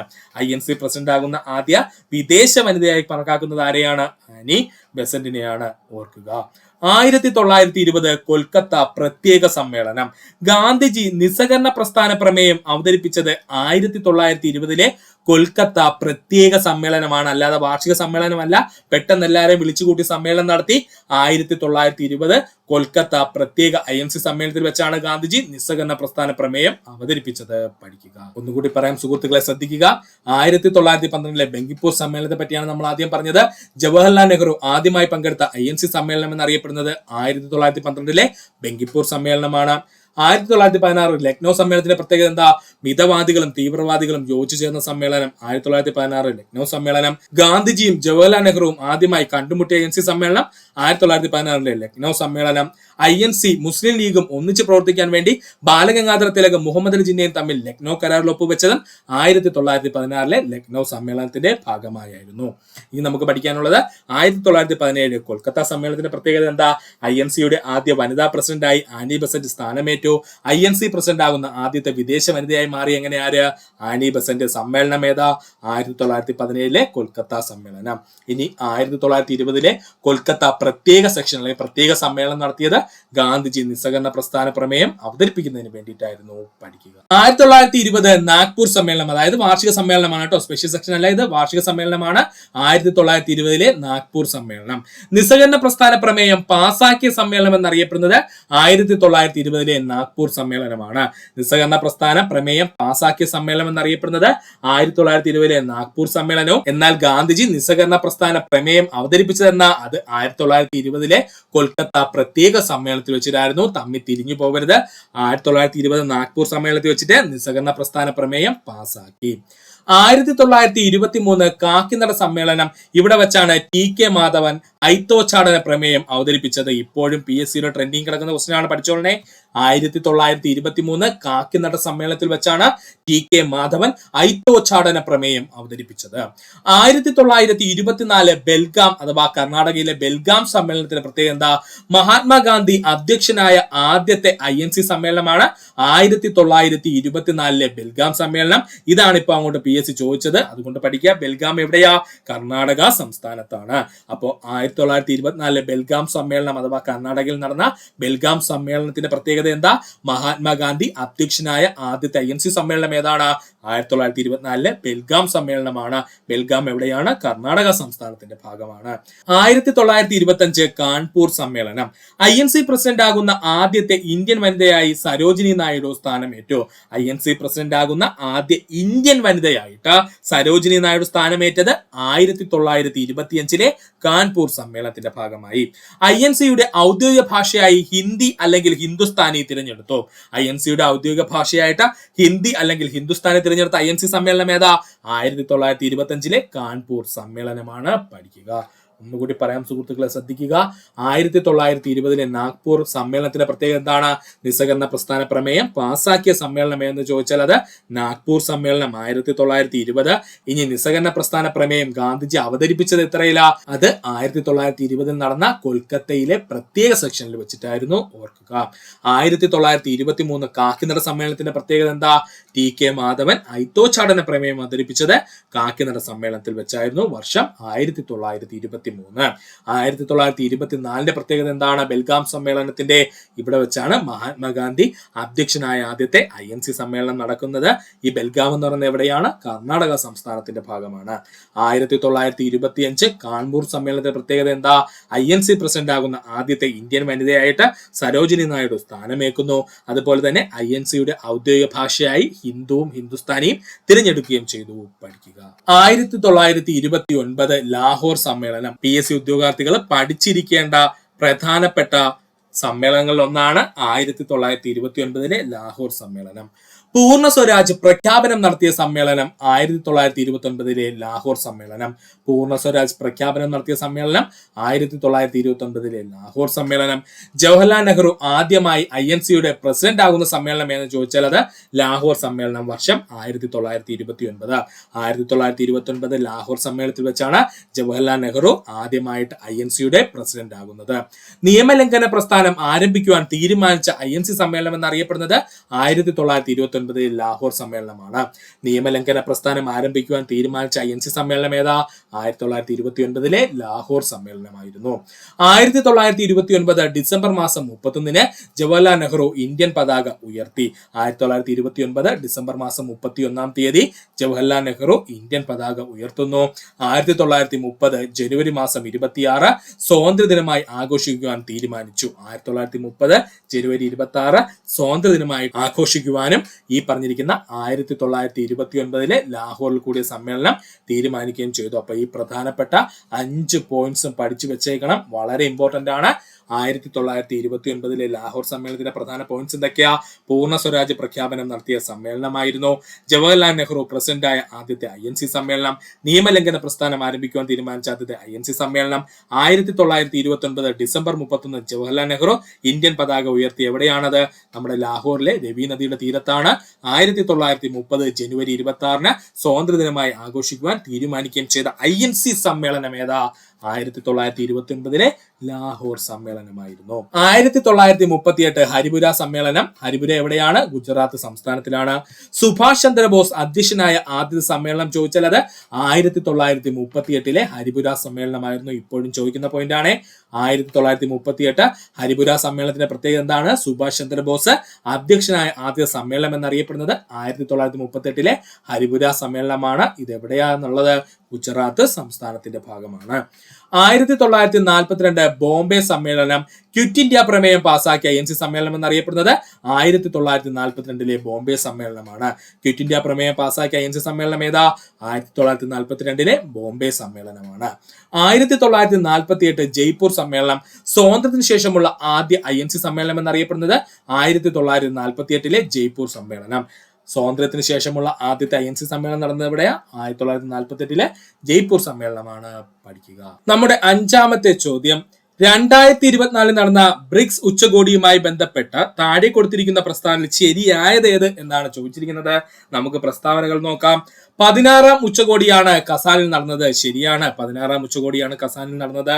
കസാൻ സ്ഥിതി ചെയ്യുന്നത് ചൈനയിലാണ്. തെറ്റാണ്. കസാൻ എവിടെയാ സ്ഥിതി ചെയ്യുന്നത്? അത് നമ്മുടെ റഷ്യയുടെ ഭാഗമായിട്ടുള്ള പ്രദേശമാണ് കസാൻ എന്ന് പറയുന്നത്. ബ്രിക്സിന്റെ ആസ്ഥാനം ന്യൂഡൽഹിയാണ്. തെറ്റാണ്. ബ്രിക്സിന് ആസ്ഥാനമില്ല. ബ്രിക്സിന്റെ ആസ്ഥാനം എന്ന് പറയുന്നത് ന്യൂഡൽഹിയാണ്. അത് തെറ്റാണ്. ബ്രിക്സിന് എന്തില്ല? ആസ്ഥാനമില്ല. 2009 ബ്രിക്സ് രൂപം കൊണ്ടത്. അതും ശരി തന്നെയാണ്. അപ്പോൾ ഇവിടെ ശരിയായ പ്രസ്താവന ഏതാ? ഓപ്ഷൻ ഡി 1ഉം 4ഉം മാത്രമാണ്. അപ്പോ ഒന്നുകൂടി പറയാം, 2024 നടന്ന ബ്രിക്സ് ഉച്ചകോടിയുമായി ബന്ധപ്പെട്ട് താഴെ പറയുന്ന ശരിയായ പ്രസ്താവന ഏതെന്നാണ് ചോദിച്ചിരിക്കുന്നത്. 16ാം ഉച്ചകോടിയാണ് കസാനിൽ നടന്നത്. ശരിയാണ്. കസാൻ സ്ഥിതി ചെയ്യുന്നത് എവിടെയാ? റഷ്യയിലാണ്. ബ്രിക്സിന്റെ ആസ്ഥാനം എവിടെയാണ്? ആസ്ഥാനമില്ല. 2009 ബ്രിക്സ് രൂപം കൊണ്ടത്. ഇത് അപ്പോൾ ശരിയായ ഉത്തരം ഓപ്ഷൻ 1ഉം ഓപ്ഷൻ 4ഉമാണ്. So D is the right answer. നമുക്ക് നോക്കാം ബ്രിക്സ് രൂപീകൃതമായ വർഷം 2009 ജൂൺ മാസം 16-ാം തീയതി. ബ്രിക്സ് രൂപീകൃതമായ വർഷം 2009 ജൂൺ മാസം 16-ാം തീയതി. ബ്രിക്സിന്റെ ആസ്ഥാനമില്ല. പഠിച്ചു വെച്ചോളെ. നമ്മൾ കഴിഞ്ഞ ക്ലാസ്സിൽ പറഞ്ഞിട്ടുണ്ടായിരുന്നു. ബ്രിക്സിന് ആസ്ഥാനമുണ്ടോ? ആസ്ഥാനമില്ല. ബ്രിക്സ് വികസന ബാങ്കിന് ആസ്ഥാനമുണ്ട്. അത് ഷാൻഹായ്, ചൈനയാണ്. പലരും തെറ്റിക്കുന്ന പോയിന്റ് ആണ്. അതുകൊണ്ടാണ് PSC അതെടുത്തിട്ടത്. ബ്രിക്സിന്റെ ആസ്ഥാനം ചോദിച്ചാൽ ബ്രിക്സ് എന്ന് പറയുന്ന സംഘടനയ്ക്ക് ആസ്ഥാനമില്ല. എന്നാൽ ഈ ബ്രിക്സിന്റെ ഒരു വികസന ബാങ്ക് ഉണ്ട്. അതിന്റെ ആസ്ഥാനം എവിടെയാണ്? ഷാൻഹായ്, ചൈനയാണ്. ബ്രിക്സിലെ നിലവിലെ അംഗരാജ്യങ്ങൾ Brazil, Russia, India, China, South Africa. ഇങ്ങനെ പറയാൻ കാരണം 2024 മറ്റു കുറച്ച് രാജ്യങ്ങളുടെ ബ്രിക്സിന്റെ ഭാഗമായിട്ടുണ്ട്. അപ്പൊ ബ്രിക്സ് നിലവിൽ വന്ന സമയത്തുള്ള അംഗരാജ്യങ്ങൾ ആരൊക്കെയായിരുന്നു? Brazil, Russia, India, China, South Africa. അപ്പൊ ബ്രസീലിന്റെ ആദ്യത്തെ B, അതുപോലെ റഷ്യയുടെ R, ഇന്ത്യയുടെ I, ചൈനയുടെ C, അതുപോലെ സൗത്ത് ആഫ്രിക്കയുടെ S ചേർത്താണ് ബ്രിക്സ് നമ്മൾ പറയുന്നത്. രൂപീകരിക്കുന്ന സമയത്ത് ബ്രിക് ആയിരുന്നു. പിന്നെ സൗത്ത് ആഫ്രിക്ക വന്നത് ബ്രിക്സ് ആയി. ഇപ്പൊ എന്താണ്? ബ്രിക്സ് പ്ലസ് ആണ് കേട്ടോ. അപ്പൊ അതിനെ കുറിച്ചൊക്കെ നമുക്ക് പറയാം. ബ്രിക്സ് ആദ്യ സമ്മേളനം നടന്നത് യെക്കാറ്ററിൻബർഗ്, റഷ്യയിലായിരുന്നു കേട്ടോ. ബ്രിക്സിന്റെ ആദ്യ സമ്മേളനം നടന്നത് എവിടെയാണ്? യെക്കാറ്ററിൻബർഗ് എവിടെയാണ്? റഷ്യയിലാണ്. യെക്കാറ്ററിൻബർഗ് റഷ്യയിലാണ്. 2024 ബ്രിക്സിന്റെ ഭാഗമായ രാജ്യങ്ങളാണ് ഈജിപ്റ്റ്, ഇറാന്, UAE, സൗദി അറേബ്യ, എത്യോപ്യ. ഉറപ്പായിട്ടും PSC ചോദിക്കും. അതുകൊണ്ട് പഠിച്ചു വെച്ചോളണം. ഇമ്പോർട്ടന്റ് ആണ്. സ്റ്റാർ ഇട്ടങ്ങ് പഠിക്കുക. 2024 ബ്രിക്സിന്റെ ഭാഗമായ രാജ്യങ്ങൾ ഏതൊക്കെയാ? ഈജിപ്റ്റ്, ഇറാന്, UAE, സൗദി അറേബ്യ, എത്യോപ്യ. ഈ എത്യോപ്യ നല്ലപോലെ പഠിച്ചു വെച്ചോളെ, മറന്നുപോകും. ഒന്നുകൂടി പറയാം. ഈജിപ്റ്റ്, ഇറാന്, UAE, സൗദി അറേബ്യ, അതുപോലെ തന്നെ എത്യോപ്യ. ഒന്നുകൂടി പറയാം സുഹൃത്തുക്കളെ, ശ്രദ്ധിക്കുക. ബ്രിക്സ് രൂപീകൃതമായ വർഷം 2009 ജൂൺ 16-നാണ്. അന്ന് ഇത് അറിയപ്പെട്ടിരുന്ന പേര് ബ്രിക് എന്നായിരുന്നു കേട്ടോ. BRIC എന്നായിരുന്നു. കാര്യം S ഇല്ലായിരുന്നു. കാര്യം സൗത്ത് ആഫ്രിക്ക അതിന് ശേഷമാണ് വന്നത്. ബ്രിക്സിന് ആസ്ഥാനമുണ്ടോ? ആസ്ഥാനമില്ല. എന്നാൽ ബ്രിക്സിന്റെ വികസന ബാങ്കിന് ആസ്ഥാനമുണ്ട്. അത് ഷാൻഹായ്, ചൈനയാണ്. ബ്രിക്സിന്റെ നിലവിലെ രാജ്യങ്ങൾ രൂപീകരിക്കുന്ന സമയത്തുള്ള രാജ്യങ്ങൾ പറയുമ്പോൾ Brazil, Russia, India, China, South Africa എന്നിവയായിരുന്നു. ഇപ്പോ നമ്മുടെ ബ്രിക്സ് അറിയപ്പെടുന്ന പേരെന്താ? 2024 ശേഷം ബ്രിക്സ് പ്ലസ് എന്നാണ് അറിയപ്പെടുന്നത്. ബ്രിക്സ് ആദ്യ സമ്മേളനം നടന്നത് യെക്കാറ്ററിൻബർഗ്, റഷ്യയിലാണ്. 2024 ബ്രിക്സിന്റെ ഭാഗമായ രാജ്യങ്ങൾ ഏതൊക്കെയാ? Egypt, Iran, UAE, Saudi Arabia, Ethiopia എന്നിവയാണ്. പഠിക്കുക. ബ്രിക്സ് സമ്മേളനം ഇന്ത്യയിൽ ആദ്യമായി നടന്നത് 2012 മാർച്ച് മാസം 29-ാം തീയതി. പഠിച്ചോളണേ. ബ്രിക്സ് സമ്മേളനം ഇന്ത്യയിൽ ആദ്യമായി നടന്നത് 2012 മാർച്ച് മാസം 29-ാം തീയതിയാണ്. എത്ര ബ്രിക്സ് സമ്മേളനങ്ങൾ ഇന്ത്യയിൽ നടന്നിട്ടുണ്ടെന്ന് ചോദിച്ചാൽ 2 ബ്രിക്സ് സമ്മേളനങ്ങൾ നടന്നിട്ടുണ്ട്. എത്ര ബ്രിക്സ് സമ്മേളനങ്ങൾ ഇന്ത്യയിൽ നടന്നിട്ടുണ്ടെന്ന് ചോദിച്ചാൽ 2 ബ്രിക്സ് സമ്മേളനങ്ങൾ ഇന്ത്യയിൽ നടന്നിട്ടുണ്ട്. അവസാനമായി ബ്രിക്സ് സമ്മേളനം നടന്നത് 2021 സെപ്റ്റംബർ മാസം 9-ാം തീയതിയാണ് കേട്ടോ. അവസാനമായി ബ്രിക്സ് സമ്മേളനം ഇന്ത്യയിൽ നടന്നത് 2021 സെപ്റ്റംബർ മാസം 9-ാം തീയതിയാണ് കേട്ടോ. പഠിച്ചോളണേ. അവസാനമായിട്ട് ബ്രിക്സിന്റെ സമ്മേളനം ഇന്ത്യയിൽ നടന്നത് എന്നാ? 2021 സെപ്റ്റംബർ മാസം 9-ാം തീയതിയാണ്. എത്രാമത് ബ്രിക്സ് സമ്മേളനമാണ് ഇന്ത്യയിൽ നടന്നതെന്ന് ചോദിച്ചാൽ 8ാമത് ബ്രിക്സ് സമ്മേളനവും 13ാമത് ബ്രിക്സ് സമ്മേളനവും. ഇതൊക്കെയാണ് PSC എടുത്ത് ചോദിക്കുന്ന ചോദ്യങ്ങൾ. എത്രാമത് ബ്രിക്സ് സമ്മേളനങ്ങളാണ് ഇന്ത്യയിൽ നടന്നതെന്ന് ചോദിച്ചാൽ 8ാമത്തെ ബ്രിക്സ് സമ്മേളനവും അതുപോലെ 13ാമത്തെ ബ്രിക്സ് സമ്മേളനവുമാണ് ഇന്ത്യയിൽ നടന്നത്. 14ാമത് ബ്രിക്സ് സമ്മേളനം 2022 വേദി ബെയ്ജിങ്, ചൈനയാണ്. 14ാമത് 2022 നടന്ന ബ്രിക്സ് സമ്മേളനത്തിന്റെ വേദി എവിടെയായിരുന്നു? ബെയ്ജിങ്, ചൈനയായിരുന്നു. 15ാമത് ബ്രിക്സ് സമ്മേളനം 2023 വേദി ജോഹന്നാസ്ബർഗ്, ദക്ഷിണാഫ്രിക്കയായിരുന്നു. 15ാമത് ബ്രിക്സ് 2023 വേദി ജോഹന്നാസ്ബർഗ്, ദക്ഷിണാഫ്രിക്കയായിരുന്നു. 16ാമത് ബ്രിക്സ് 2024 വേദി കസാൻ, റഷ്യയായിരുന്നു. ഇതാണ് ഇപ്പൊ ചോദിച്ചത്. 16ാമത് ബ്രിക്സ് 2024 വേദി എവിടെയായിരുന്നു? കസാൻ, റഷ്യയായിരുന്നു. ഇനി 17ാമത് ബ്രിക്സിന്റെ 2025 വേദി എവിടെയെന്ന് ചോദിച്ചാൽ അത് ബ്രസീലാണ്. ബ്രസീലത്തെ ഏത് നഗരമാണെന്ന് ഇതുവരെ പ്രഖ്യാപിച്ചിട്ടില്ല, അതുകൊണ്ട് അത് പഠിക്കേണ്ട കാര്യമില്ല. 17ാമത് ബ്രിക്സ് 2025 വേദി ഏതാ സുഹൃത്തുക്കളെ? ബ്രസീലാണ്. ഒന്നുകൂടി പറയാം സുഹൃത്തുക്കളെ, ശ്രദ്ധിക്കുക. ബ്രിക്സ് സമ്മേളനത്തിൽ ഇന്ത്യയിൽ ആദ്യമായി നടന്നത് 2012 മാർച്ച് മാസം 29ാം തീയതി. എത്ര ബ്രിക്സ് സമ്മേളനങ്ങൾ ഇന്ത്യ നടന്നിട്ടുണ്ടെന്ന് ചോദിച്ചാൽ 2 ബ്രിക്സ് സമ്മേളനങ്ങൾ. അവസാനമായി ബ്രിക്സ് സമ്മേളനം ഇന്ത്യയിൽ നടന്നത് 2021 സെപ്റ്റംബർ മാസം 9ാം തീയതിയാണ്. എത്രാമത് ബ്രിക്സ് സമ്മേളനങ്ങളാണ് ഇന്ത്യയിൽ നടന്നതെന്ന് ചോദിച്ചാൽ 8ാമത് ബ്രിക്സ് സമ്മേളനവും 13ാമത് ബ്രിക്സ് സമ്മേളനവും. 14ാമത് ബ്രിക്സ് സമ്മേളനം 2022 വേദി ബെയ്ജിംഗ്, ചൈനയായിരുന്നു. 15ാമത് ബ്രിക്സ് സമ്മേളനം 2023 വേദി ജോഹന്നാസ്ബർഗ്, ദക്ഷിണാഫ്രിക്കയായിരുന്നു. 16ാമത് ബ്രിക്സ് സമ്മേളനം 2024 വേദി കസാൻ, റഷ്യയായിരുന്നു. 17ാമത് ബ്രിക്സ് സമ്മേളനം 2025 വേദി എവിടെയാണ്? ബ്രസീലാണ്. പഠിക്കുക. 6ാമത്തെ ചോദ്യം, താഴെ പറയുന്നവയിൽ നിന്നും ISROയുമായി ബന്ധമുള്ള ശരിയായ പ്രസ്താവന കണ്ടെത്താനാണ്. ISRO സ്ഥാപിച്ചത് 1990-ലാണ്. തെറ്റാണ്. 1969-ലാണ് ISRO സ്ഥാപിതമായത്. ഇതിന്റെ ആസ്ഥാനം കൽക്കത്തയിലെ അന്തരീക്ഷ ഭവനാണ്. തെറ്റാണ്. നമ്മുടെ ISRO ആസ്ഥാനം എവിടെയാ സുഹൃത്തുക്കളെ? ബാംഗ്ലൂരാണ്. നമുക്ക് എല്ലാവർക്കും അറിയാം ബാംഗ്ലൂരിലാണ് എന്ത് സ്ഥിതി ചെയ്യുന്നത്? അന്തരീക്ഷ ഭവൻ സ്ഥിതി ചെയ്യുന്നത്. ഈ അന്തരീക്ഷ ഭവനാണ് ISROയുടെ ആസ്ഥാനം എന്ന് അറിയപ്പെടുന്നത്. ഇതിലെ ആദ്യത്തെ ചെയർമാൻ വിക്രം സാരാഭായി ആയിരുന്നു. ശരിയാണ്. വിക്രം സാരാഭായ് സ്പേസ് സെന്റർ സ്ഥിതി ചെയ്യുന്നത് തിരുവനന്തപുരത്താണ്. അപ്പൊ നമ്മുടെ ഉത്തരം 3ഉം 4ഉം മാത്രമാണ് ഇവിടെ ശരി. അപ്പൊ option B is the right answer. ISRO രൂപീകൃതമായ വർഷം 1969 ഓഗസ്റ്റ് മാസം 15ാം തീയതി. ISRO രൂപീകൃതമായ വർഷം 1969 ഓഗസ്റ്റ് മാസം 15ാം തീയതി. ആദ്യകാലങ്ങളിൽ PSC വർഷം മാത്രമേ ചോദിച്ചിരുന്നുള്ളൂ. ഇപ്പൊ കൃത്യമായ തീയതി കൂടി നമ്മൾ പഠിച്ചു വെക്കേണ്ടതുണ്ട്. അതുകൊണ്ട് 1969 ഓഗസ്റ്റ് മാസം 15ാം തീയതിയാണ് ISRO രൂപീകൃതമായത്. ISROയുടെ ആസ്ഥാനം അന്തരീക്ഷ ഭവൻ ബാംഗ്ലൂരാണ്. ISROയുടെ ആസ്ഥാനം അന്തരീക്ഷ ഭവൻ ബാംഗ്ലൂർ. ബഹിരാകാശ വകുപ്പ് ബഹിരാകാശ കമ്മീഷൻ സ്ഥാപിതമായ വർഷം 1972-ലാണ്. ബഹിരാകാശ വകുപ്പും ബഹിരാകാശ കമ്മീഷനും സ്ഥാപിതമായ വർഷം 1972. ISRO ബഹിരാകാശ വകുപ്പിന് കീഴിലായ വർഷം 1972 ജൂൺ മാസം 1ാം തീയതി. ISRO ബഹിരാകാശ വകുപ്പിന് കീഴിലായ വർഷം ചോദിച്ചാൽ 1972 ജൂൺ മാസം 1ാം തീയതി. 1972 മുൻപ് ISRO ഏത് വകുപ്പിന് കീഴിലായിരുന്നു എന്ന് ചോദിച്ചാൽ അത് ആണവോർജ വകുപ്പിന് കീഴിലായിരുന്നു. 1972 മുൻപ് ISRO ഏത് വകുപ്പിന് കീഴിലായിരുന്നു എന്ന് ചോദിച്ചു കഴിഞ്ഞാൽ അത് ആണവോർജ വകുപ്പിന് കീഴിലായിരുന്നു. ഒന്നുകൂടി പറയാം സുഹൃത്തുക്കളെ, ശ്രദ്ധിക്കുക. ISRO രൂപീകൃതമായ വർഷം 1969 ഓഗസ്റ്റ് മാസം 15ാം തീയതി. ISROയുടെ ആസ്ഥാനം അന്തരീക്ഷ ഭവൻ ബാംഗ്ലൂർ. ബഹിരാകാശ വകുപ്പും ബഹിരാകാശ കമ്മീഷൻ എന്നിവ സ്ഥാപിതമായ വർഷം 1972. ISRO ബഹിരാകാശ വകുപ്പിന് കീഴിലായ വർഷം 1972 ജൂൺ മാസം 1ാം തീയതി. 1972 മുമ്പ് ISRO ഏത് വകുപ്പിന് കീഴിലായിരുന്നു? ആണവോർജ വകുപ്പിന് കീഴിലായിരുന്നു. ISROയുടെ ആദ്യത്തെ ചെയർമാൻ വിക്രം സാരാഭായ്. ISROയുടെ ആദ്യ ചെയർമാൻ ആരായിരുന്നു? വിക്രം സാരാഭായ് ആയിരുന്നു. ഇന്ത്യൻ ബഹിരാകാശ ഗവേഷണത്തിന്റെ പിതാവ് എന്നറിയപ്പെടുന്നത് വിക്രം സാരാഭായ് ആണ്. പഠിച്ചോളണേ, ഇന്ത്യൻ ബഹിരാകാശ ഗവേഷണത്തിന്റെ പിതാവ് എന്നറിയപ്പെടുന്നത് ആരാണ്? വിക്രം സാരാഭായ് ആണ്. വിക്രം സാരാഭായിയുടെ ജന്മദിനമായ ഓഗസ്റ്റ് 12 ഇന്ത്യൻ റിമോട്ട് സെൻസിംഗ് ദിനമായി ആചരിക്കുന്നു. വിക്രം സാരാഭായിയുടെ ജന്മദിനമായ ഓഗസ്റ്റ് 12 ഇന്ത്യൻ റിമോട്ട് സെൻസിംഗ് ദിനമായി ആചരിക്കുന്നു. ISROയുടെ ചെയർമാനായ ആദ്യത്തെ മലയാളിയാണ് MGK മേനോൻ. തെറ്റിപ്പോവല്ലേ. ISROയുടെ ചെയർമാനായ ആദ്യത്തെ മലയാളി ആരാ? MGK മേനോൻ ആണ്. ISROയുടെ രണ്ടാമത്തെ ചെയർമാനാണ് MGK മേനോൻ. അതും ഓർത്തു വെച്ചോളേ. ISROയുടെ രണ്ടാമത്തെ ചെയർമാൻ ആരെന്ന് പറയുന്നത് നമ്മുടെ MGK മേനോൻ എന്ന് പറയുന്നത്. ഏറ്റവും കൂടുതൽ കാലം ISRO ചെയർമാൻ ആയിരുന്ന വ്യക്തി ആരെന്ന് ചോദിച്ചാൽ അത് സതീഷ് ധവാൻ ആണ്. ഏറ്റവും കൂടുതൽ കാലം ISRO ചെയർമാൻ ആയിരുന്ന വ്യക്തിത്വം ആരാ? സതീഷ് ധവാൻ ആണ്. സതീഷ് ധവാൻ സ്പേസ് സെന്റർ സ്ഥിതി ചെയ്യുന്നത് എവിടെയാണ്? അത് ശ്രീഹരിക്കോട്ട, ആന്ധ്രാപ്രദേശ്. ഒരുപാട് തവണ PSC പ്രീവിയസ് ആയി ചോദിച്ച ചോദ്യം. സതീഷ് ധവാൻ സ്പേസ് സെന്റർ സ്ഥിതി ചെയ്യുന്നത് എവിടെയാണ്? ശ്രീഹരിക്കോട്ട, ആന്ധ്രാപ്രദേശ് ആണ്. ഒന്നുകൂടി പറയാം സുഹൃത്തുക്കളെ, ശ്രദ്ധിക്കുക. ISROയുടെ ആദ്യ ചെയർമാൻ ആരാണ്? വിക്രം സാരാഭായി ആണ്. ഇന്ത്യൻ ബഹിരാകാശ ഗവേഷണത്തിന്റെ പിതാവ് എന്നറിയപ്പെടുന്നത് വിക്രം സാരാഭായി ആണ്. വിക്രം സാരാഭായിയുടെ ജന്മദിനമായ ഓഗസ്റ്റ് 12 ഇന്ത്യൻ റിമോട്ട് സെൻസിംഗ് ദിനമായിട്ട് ആചരിക്കുന്നു.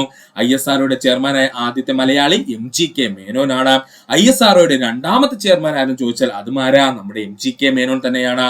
ഏറ്റവും കൂടുതൽ കാലം ISRO ചെയർമാനായിരുന്ന വ്യക്തിത്വം സതീഷ് ധവാൻ ആണ്. സതീഷ് ധവാൻ സ്പേസ് സെന്റർ സ്ഥിതി ചെയ്യുന്നത് എവിടെയാണ്? ശ്രീഹരിക്കോട്ട, ആന്ധ്രാപ്രദേശ് ആണ്. പഠിക്കുക. ശ്രീഹരിക്കോട്ട ഇന്ത്യയുടെ ഏക കൃത്രിമോപഗ്രഹ വിക്ഷേപണത്തറ എന്നറിയപ്പെടുന്നത് ശ്രീഹരിക്കോട്ടയാണ്. പഠിച്ചോളനെ, ഇമ്പോർട്ടന്റ് ആണ്. ഇന്ത്യയുടെ ഏക കൃത്രിമോപഗ്രഹ വിക്ഷേപണത്തറ എന്ന പേരിൽ അറിയപ്പെടുന്നത് ശ്രീഹരിക്കോട്ട. ശ്രീഹരിക്കോട്ടയിലെ ഉപഗ്രഹ വിക്ഷേപണ കേന്ദ്രം അറിയപ്പെടുന്ന പേര് സതീഷ് ധവാൻ സ്പേസ് സെന്റർ. നമ്മൾ ഓൾറെഡി പറഞ്ഞതേ ഉള്ളൂ. ശ്രീഹരിക്കോട്ടയിലെ ഉപഗ്രഹ വിക്ഷേപണ കേന്ദ്രം അറിയപ്പെടുന്ന പേരെന്താ സുഹൃത്തുക്കളെ? Satish Dhawan space centre. ഇന്ത്യയുടെ ബഹിരാകാശ തുറമുഖം എന്നറിയപ്പെടുന്നത് ശ്രീഹരിക്കോട്ട. പ്രീവിയസ് ക്വസ്റ്റ്യൻ പിന്നെ വന്നിരിക്കുന്നു. ഇന്ത്യയുടെ ബഹിരാകാശ തുറമുഖം എന്നറിയപ്പെടുന്നത് ഏതാണ്? ശ്രീഹരിക്കോട്ടയാണ്. കേപ്പ് കെന്നഡി ഓഫ് ഇന്ത്യ എന്നറിയപ്പെടുന്നത് ശ്രീഹരിക്കോട്ട. ഇതും പ്രീവിയസ് ക്വസ്റ്റ്യൻ ആണ്. പഠിച്ചോളനെ. കേപ്പ് കെന്നഡി ഓഫ് ഇന്ത്യ എന്നറിയപ്പെടുന്നത് ശ്രീഹരിക്കോട്ടയാണ്. ശ്രീഹരിക്കോട്ട സ്ഥിതി ചെയ്യുന്ന തടാകമാണ് പുലിക്കാട്ട് തടാകം. ശ്രീഹരിക്കോട്ട സ്ഥിതി ചെയ്യുന്ന തടാകം ഏതാ സുഹൃത്തുക്കളെ? പുലിക്കാട്ട് തടാകം. ബംഗാൾ ഉൾക്കടലിനും പുലിക്കാട്ട് തടാകത്തിനും ഇടയിൽ സ്ഥിതി ചെയ്യുന്ന ഇന്ത്യയുടെ കൃത്രിമോപഗ്രഹ വിക്ഷേപണ കേന്ദ്രം എന്ന് ചോദിച്ചാൽ അതും ശ്രീഹരിക്കോട്ടയാണ്. ശ്രദ്ധിച്ചോളെ. ബംഗാൾ ഉൾക്കടലിനും പുലിക്കാട്ട് തടാകത്തിനും ഇടയിൽ സ്ഥിതി ചെയ്യുന്ന ഇന്ത്യയുടെ കൃത്രിമോപഗ്രഹ വിക്ഷേപണ കേന്ദ്രം എന്ന് ചോദിച്ചാൽ അതും ശ്രീഹരിക്കോട്ട തന്നെയാണ്. ശ്രീഹരിക്കോട്ടയിലെ സതീഷ് ധവാൻ സ്പേസ് സെന്ററിലെ വിക്ഷേപണ തറകളുടെ എണ്ണം 2 ആണ്. പഠിച്ചോളനെ, ഇമ്പോർട്ടന്റ് ആണ്. ശ്രീഹരിക്കോട്ടയിലെ സതീഷ് ധവാൻ സ്പേസ് സെന്ററിലെ വിക്ഷേപണ തറകളുടെ എണ്ണം ചോദിച്ചാൽ അത് 2 എണ്ണമാണ്. ഒന്നുകൂടെ പറയാം സുഹൃത്തുക്കളെ, ശ്രദ്ധിക്കുക. ശ്രീഹരിക്കോട്ടയെ പറ്റിയാണ് നമ്മൾ പറഞ്ഞുകൊണ്ടിരുന്നത്.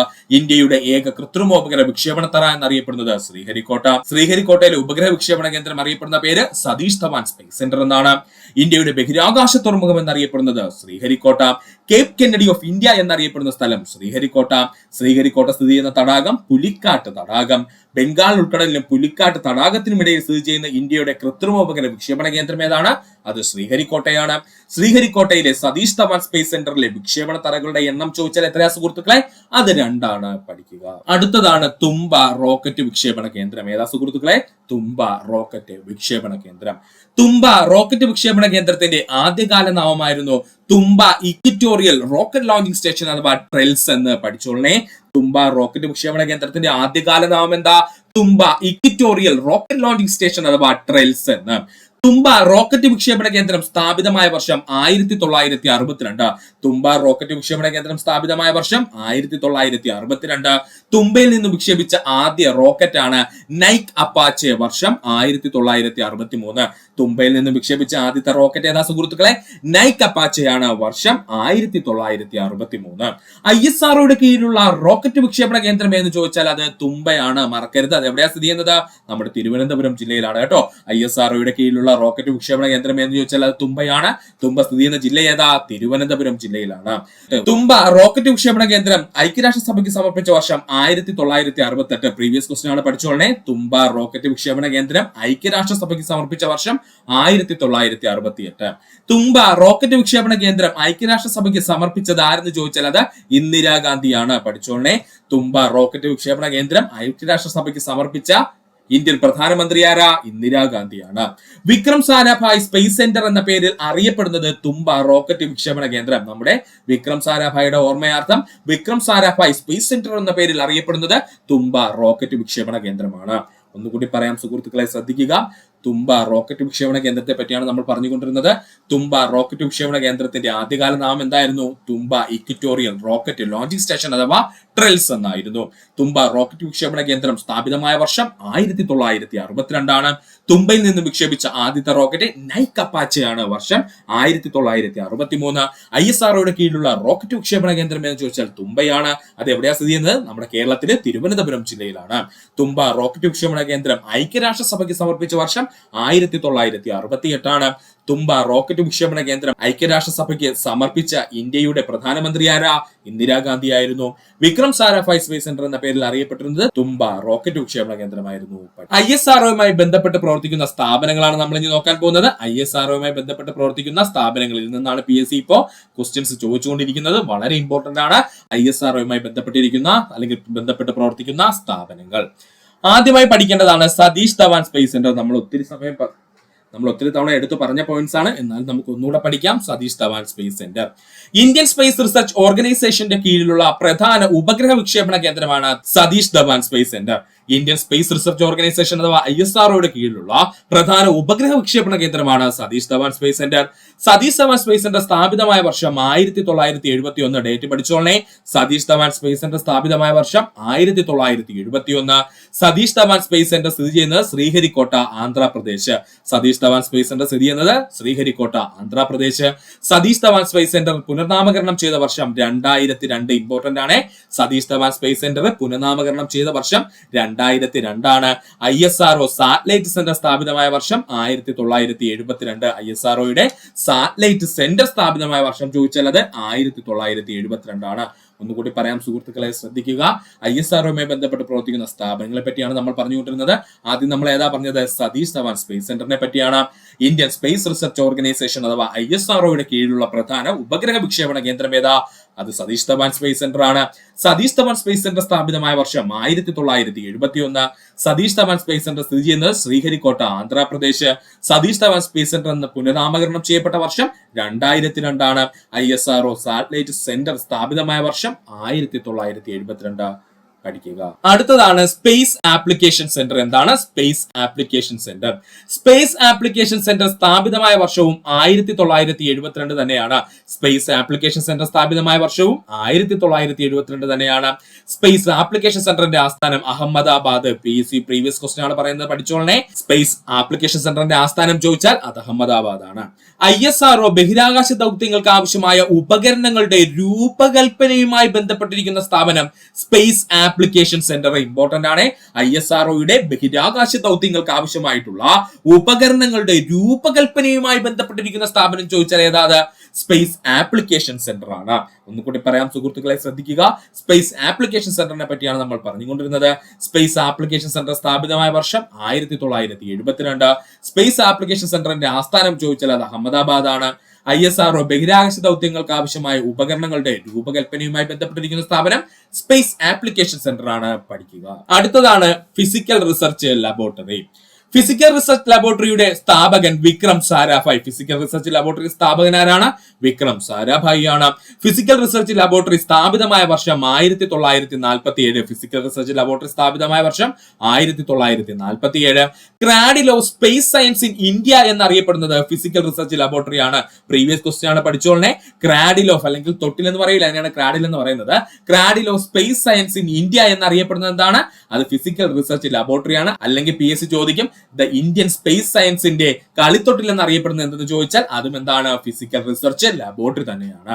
ബഹിരാകാശ പേടകങ്ങളുടെ ഭൗതികപരമായ കാര്യക്ഷമത ഉറപ്പുവരുത്തുകയും ഭൂമിക്ക് പുറത്തുള്ള സാഹചര്യങ്ങളെ കൃത്രിമമായി നിർമ്മിച്ച് പരീക്ഷണങ്ങൾ നടത്തുകയും ചെയ്യുന്ന ISROയുടെ സ്ഥാപനം അറിയപ്പെടുന്ന പേരാണ് ഫിസിക്കൽ റിസർച്ച് ലബോറട്ടറി. ഇമ്പോർട്ടന്റ് ആണ്. ബഹിരാകാശ പേടകങ്ങളുടെ ഭൗതികപരമായ കാര്യക്ഷമത ഉറപ്പുവരുത്തുകയും ഭൂമിക്ക് പുറത്തുള്ള സാഹചര്യങ്ങളെ കൃത്രിമമായി നിർമ്മിച്ച് പരീക്ഷണങ്ങൾ നടത്തുകയും ചെയ്യുന്ന ISROയുടെ സ്ഥാപനം അറിയപ്പെടുന്ന പേരാണ് ഫിസിക്കൽ റിസർച്ച് ലബോറട്ടറി. ഒന്നുകൂടി പറയാം സുഹൃത്തുക്കളെ, ശ്രദ്ധിക്കുക. ഫിസിക്കൽ റിസർച്ച് ലബോറട്ടറിയെ പറ്റിയാണ് നമ്മൾ പറഞ്ഞുകൊണ്ടിരുന്നത്. ഫിസിക്കൽ റിസർച്ച് ലബോറട്ടറിയുടെ സ്ഥാപകനാര വിക്രം സാരാഭായ് ആണ്. ഫിസിക്കൽ റിസർച്ച് ലബോറട്ടറി സ്ഥാപിതമായ വർഷം 1947. Cradle of space science in India എന്നോ അല്ലെങ്കിൽ ഇന്ത്യൻ സ്പേസ് സയൻസിന്റെ കളിത്തൊട്ടിൽ എന്നൊക്കെ അറിയപ്പെടുന്നത് ഏതാണ്? അത് ഫിസിക്കൽ റിസർച്ച് ലബോറട്ടറി ആണ്. ബഹിരാകാശ പേടകങ്ങളുടെ ഭൗതികപരമായ കാര്യക്ഷമത ഉറപ്പുവരുത്തുകയും ഭൂമിക്ക് പുറത്തുള്ള സാഹചര്യങ്ങളെ കൃത്രിമമായി നിർമ്മിച്ച് പരീക്ഷണങ്ങൾ നടത്തുകയും ചെയ്യുന്ന ISROയുടെ സ്ഥാപനം ഏതാ? അത് ഫിസിക്കൽ റിസർച്ച് ലബോറട്ടറി ആണ്. അടുത്തതാണ് Indian institute of space and technology. മറക്കല്ലേ, Indian institute of space and technology അഥവാ IIST. Indian institute of space and technology സ്ഥാപിതമായ വർഷം 2007. Indian institute of space and technology സ്ഥാപിതമായ വർഷം 2007. Indian institute of space and technology ഉദ്ഘാടനം ചെയ്തത് G Madhavan നായരാണ്. അതായത് IIST ഉദ്ഘാടനം ചെയ്തത് ആരാണ്? ജി മാധവൻ നായരാണ്. IIST സ്ഥിതി ചെയ്യുന്നത് വലിയമല, തിരുവനന്തപുരം. ഇതും പ്രീവിയസ് ക്വസ്റ്റ്യൻ ആണ്, പഠിച്ചോളെ. IIST സ്ഥിതി ചെയ്യുന്നത് എവിടെയാണ്? വലിയമല, തിരുവനന്തപുരം. അപ്പൊ ഒന്നുകൂടി പറയാം സുഹൃത്തുക്കളെ, ശ്രദ്ധിക്കുക. Indian institute of space and technology അഥവാ IIST പറ്റിയാണ് നമ്മൾ പറഞ്ഞത്. Indian institute of space and technology അഥവാ IIST സ്ഥാപിതമായ വർഷം 2007 ആണ്. IIST ഉദ്ഘാടനം ചെയ്തത് ആരാണ്? ജി മാധവൻ നായരാണ്. IIST സ്ഥിതി ചെയ്യുന്നത് എവിടെയാണ്? വലിയമല, തിരുവനന്തപുരം. അടുത്തതാണ് ആൻഡ്രിക്സ് കോർപ്പറേഷൻ. നമുക്ക് കൺഫ്യൂഷൻ ഉണ്ടാക്കുന്നതാണ് ആൻഡ്രിക്സ് കോർപ്പറേഷൻ. ഇന്ത്യൻ ബഹിരാകാശ വകുപ്പിന്റെ വാണിജ്യ സ്ഥാപനം എന്നറിയപ്പെടുന്നത് ആൻഡ്രിക്സ് കോർപ്പറേഷൻ ആണ്. ഇന്ത്യൻ ബഹിരാകാശ വകുപ്പിന്റെ വാണിജ്യ സ്ഥാപനം എന്നറിയപ്പെടുന്നത് ആൻഡ്രിക്സ് കോർപ്പറേഷൻ ആണ്. ആൻഡ്രിക്സ് കോർപ്പറേഷൻ സ്ഥാപിതമായ വർഷം 1992. ആൻഡ്രിക്സ് കോർപ്പറേഷൻ സ്ഥാപിതമായ വർഷം 1992. ആൻഡ്രിക്സ് കോർപ്പറേഷന്റെ ആസ്ഥാനം ചോദിച്ചാൽ അത് ബാംഗ്ലൂരാണ്. ആൻഡ്രിക്സ് കോർപ്പറേഷന്റെ ആസ്ഥാനം എവിടെയാണത്? ബാംഗ്ലൂരാണ്. രാജ്യാന്തര തലത്തിൽ ബഹിരാകാശ സേവനങ്ങൾ ലഭ്യമാക്കുന്ന ഏജൻസിയായി പ്രവർത്തിക്കുന്നത് ആൻഡ്രിക്സ് കോർപ്പറേഷൻ ആണ്. ഇമ്പോർട്ടന്റ് ആണ്. രാജ്യാന്തര തലത്തില് ബഹിരാകാശ സേവനങ്ങൾ ലഭ്യമാക്കുന്ന ഏജൻസി ആയിട്ട് പ്രവർത്തിക്കുന്ന ആരെന്ന് ചോദിച്ചാൽ അത് ആൻഡ്രിക്സ് കോർപ്പറേഷൻ ആണ്. ഒന്നുകൂടി പറയാം സുഹൃത്തുക്കളെ, ശ്രദ്ധിക്കുക. ആൻഡ്രിക്സ് കോർപ്പറേഷനെ പറ്റിയാണ് നമ്മൾ പറഞ്ഞത്. ബഹിരാകാശ വകുപ്പിന്റെ വാണിജ്യ സ്ഥാപനം എന്നറിയപ്പെടുന്നത് ആൻഡ്രിക്സ് കോർപ്പറേഷൻ ആണ്. ഇനി ആൻഡ്രിക്സ് കോർപ്പറേഷൻ സ്ഥാപിതമായ വർഷം 1992. ആൻഡ്രിക്സ് കോർപ്പറേഷന്റെ ആസ്ഥാനം ചോദിച്ചാൽ എവിടെയാണ്? ബാംഗ്ലൂരാണ്. രാജ്യാന്തര തലത്തിൽ ബഹിരാകാശ സേവനങ്ങൾ ലഭ്യമാക്കുന്ന ഏജൻസിയായി പ്രവർത്തിക്കുന്നത് ആരാ? ആൻഡ്രിക്സ് കോർപ്പറേഷൻ ആണ്. പഠിക്കുക. അടുത്തതാണ് ന്യൂ സ്പേസ് ഇന്ത്യ ലിമിറ്റഡ്. ഇപ്പൊ അങ്ങോട്ട് വന്നേ ഉള്ളൂ. New space India limited Indian ബഹിരാകാശ മേഖലയുടെ വാണിജ്യവൽക്കരണവുമായി ബന്ധപ്പെട്ട് രൂപീകൃതമായ സ്ഥാപനമാണ് new space India limited. Confusion ഒന്നും വേണ്ട. ഇന്ത്യൻ ബഹിരാകാശ മേഖലയുടെ വാണിജ്യവൽക്കരണവുമായി ബന്ധപ്പെട്ട് രൂപീകൃതമായ സ്ഥാപനമാണ് new space India limited. ISRO വികസിപ്പിച്ച സാങ്കേതിക വിദ്യകൾ പുത്തൻ കമ്പനികൾക്ക് വാണിജ്യാടിസ്ഥാനത്തിൽ ഉപയോഗിക്കുന്നതിന് സാഹചര്യം ഒരുക്കുന്ന സ്ഥാപനമാണ് ന്യൂ സ്പേസ് ഇന്ത്യ ലിമിറ്റഡ്. സ്വാഭാവികമായിട്ടും സുഹൃത്തുക്കൾക്ക് കൺഫ്യൂഷൻ ഉണ്ടാവും. ആൻഡ്രിക്സിൽ നിന്നും ഇവൻ എന്താ വ്യത്യാസം എന്നുള്ളത്. ഒരു വ്യത്യാസമില്ല സുഹൃത്തുക്കളെ. ആൻഡ്രിക്സ് എന്ന് പറഞ്ഞ സ്ഥാപനം എന്താണ്? ഇപ്പൊ നമ്മുടെ ഇന്ത്യയിൽ ഒരു റോക്കറ്റ് ഉണ്ട്. ആ റോക്കറ്റിനകത്ത് നമുക്ക് മറ്റു പല രാജ്യങ്ങളുടെ സാറ്റലൈറ്റ് കൊണ്ടുപോകാൻ പറ്റുമല്ലേ? അപ്പൊ ഇങ്ങനെയുള്ള സാറ്റലൈറ്റുകൾക്ക് വേണ്ടിയിട്ടുള്ള ടെൻഡർ പിടിക്കുക, അല്ലെങ്കിൽ ഇങ്ങനെയുള്ള സാറ്റലൈറ്റുകളെ നമ്മൾ കൊണ്ടുപോകാനായിട്ട് ഇന്ത്യ കാര്യക്ഷമമാണെന്ന് മറ്റു രാജ്യങ്ങളെ അറിയിക്കുക, അവിടെ സാറ്റലൈറ്റുകൾ കൊണ്ടുവന്ന് നമ്മുടെ ഇന്ത്യയിലെ റോക്കറ്റ് ഉപയോഗിച്ച് സ്പേസിൽ എത്തിക്കുക. ഇതൊക്കെയാണ് ആൻഡ്രിക്സിന്റെ ജോലി. എന്നാൽ നേരെ തിരിച്ച് ന്യൂ സ്പേസ് ഇന്ത്യ ലിമിറ്റഡ് ചെയ്യുന്നത് എന്താണെന്ന് ചോദിച്ചാൽ നമ്മുടെ ഇന്ത്യയുടെ സ്വന്തം റോക്കറ്റ് മറ്റു രാജ്യങ്ങൾക്ക് കൊടുക്കുന്നു. അതായത് നമ്മുടെ ടെക്നോളജി മറ്റു രാജ്യങ്ങൾക്ക് കൊടുക്കുന്നു, അല്ലെങ്കിൽ നമ്മുടെ റോക്കറ്റുകൾ തന്നെ മറ്റു രാജ്യങ്ങൾക്ക് കൊടുക്കുന്നു, അല്ലെങ്കിൽ സ്പേസിലെ പല പ്രോഗ്രാമുകൾക്ക് വേണ്ടി നമ്മൾ ഉണ്ടാക്കുന്ന പുതിയ പുതിയ ഡിവൈസുകൾ എന്ത് ചെയ്യുന്നു? പല രാജ്യത്തിന് കൊടുക്കുന്നു. ഇങ്ങനെയുള്ള കാര്യങ്ങളാണ് ആര് ചെയ്യുന്നത്? ഈ ന്യൂ സ്പേസ് ഇന്ത്യ ലിമിറ്റഡ് ചെയ്യുന്നത്. ഇതാണ് ഇവർ തമ്മിലുള്ള പ്രധാനപ്പെട്ട വ്യത്യാസം എന്ന് പറഞ്ഞാൽ കേട്ടോ. അപ്പോൾ ISRO വികസിപ്പിച്ച സാങ്കേതിക വിദ്യകൾ പുത്തൻ കമ്പനികൾക്ക് വാണിജ്യാടിസ്ഥാനത്തിൽ ഉപയോഗിക്കുന്നതിന് സാഹചര്യം ഒരുക്കുന്ന സ്ഥാപനമാണ് ന്യൂ സ്പേസ് ഇന്ത്യ ലിമിറ്റഡ് എന്ന് പറഞ്ഞു കഴിഞ്ഞാൽ. ന്യൂ സ്പേസ് ഇന്ത്യ ലിമിറ്റഡിന്റെ ആസ്ഥാനം ബാംഗ്ലൂരാണ്. പഠിച്ചോളെ. ന്യൂ സ്പേസ് ഇന്ത്യ ലിമിറ്റഡിന്റെ ആസ്ഥാനം ഏതാണ്? ബാംഗ്ലൂരാണ്. ന്യൂ സ്പേസ് ഇന്ത്യ ലിമിറ്റഡ് രൂപീകൃതമായ വർഷം 2019 മാർച്ച് മാസം 6-ാം തീയതിയാണ്. ഇമ്പോർട്ടന്റ് ആണ്. ന്യൂ സ്പേസ് ഇന്ത്യ ലിമിറ്റഡ് രൂപീകൃതമായ വർഷം 2019 മാർച്ച് മാസം 6-ാം തീയതിയാണ്. ഒന്നുകൂടി പറയാം സുഹൃത്തുക്കളെ, ശ്രദ്ധിക്കുക. ന്യൂ സ്പേസ് ഇന്ത്യ ലിമിറ്റഡിനെ പറ്റിയാണ് നമ്മൾ പറഞ്ഞത്. ഇന്ത്യൻ ബഹിരാകാശ മേഖലയുടെ വാണിജ്യവൽക്കരണവുമായി ബന്ധപ്പെട്ട രൂപീകൃതമായ സ്ഥാപനം ന്യൂ സ്പേസ് ഇന്ത്യ ലിമിറ്റഡ് ആണ്. ISRO വികസിപ്പിച്ച സാങ്കേതിക വിദ്യകൾ പുത്തൻ കമ്പനികൾക്ക് വാണിജ്യാടിസ്ഥാനത്തിൽ ഉപയോഗിക്കുന്നതിന് സാഹചര്യം ഒരുക്കി കൊടുക്കുന്ന സ്ഥാപനം എന്ന് ചോദിച്ചാൽ അത് ന്യൂ സ്പേസ് ഇന്ത്യ ലിമിറ്റഡ് ആണ്. ന്യൂ സ്പേസ് ഇന്ത്യ ലിമിറ്റഡിന്റെ ആസ്ഥാനം ചോദിച്ചാൽ ബാംഗ്ലൂരാണ്. ന്യൂ സ്പേസ് ഇന്ത്യ ലിമിറ്റഡ് രൂപീകൃതമായ വർഷം 2019 മാർച്ച് 6-ആണ്. ഇത്രയുമായിരുന്നു നമ്മുടെ സെക്രട്ടേറിയറ്റ് അറ്റൻഡർ പ്രിലിംസിന്റെ ഫേസ് 1ന്റെ പാർട്ട് 1ന്റെ ഡിസ്കഷനും റിലേറ്റഡ് ഫാക്ട്സും.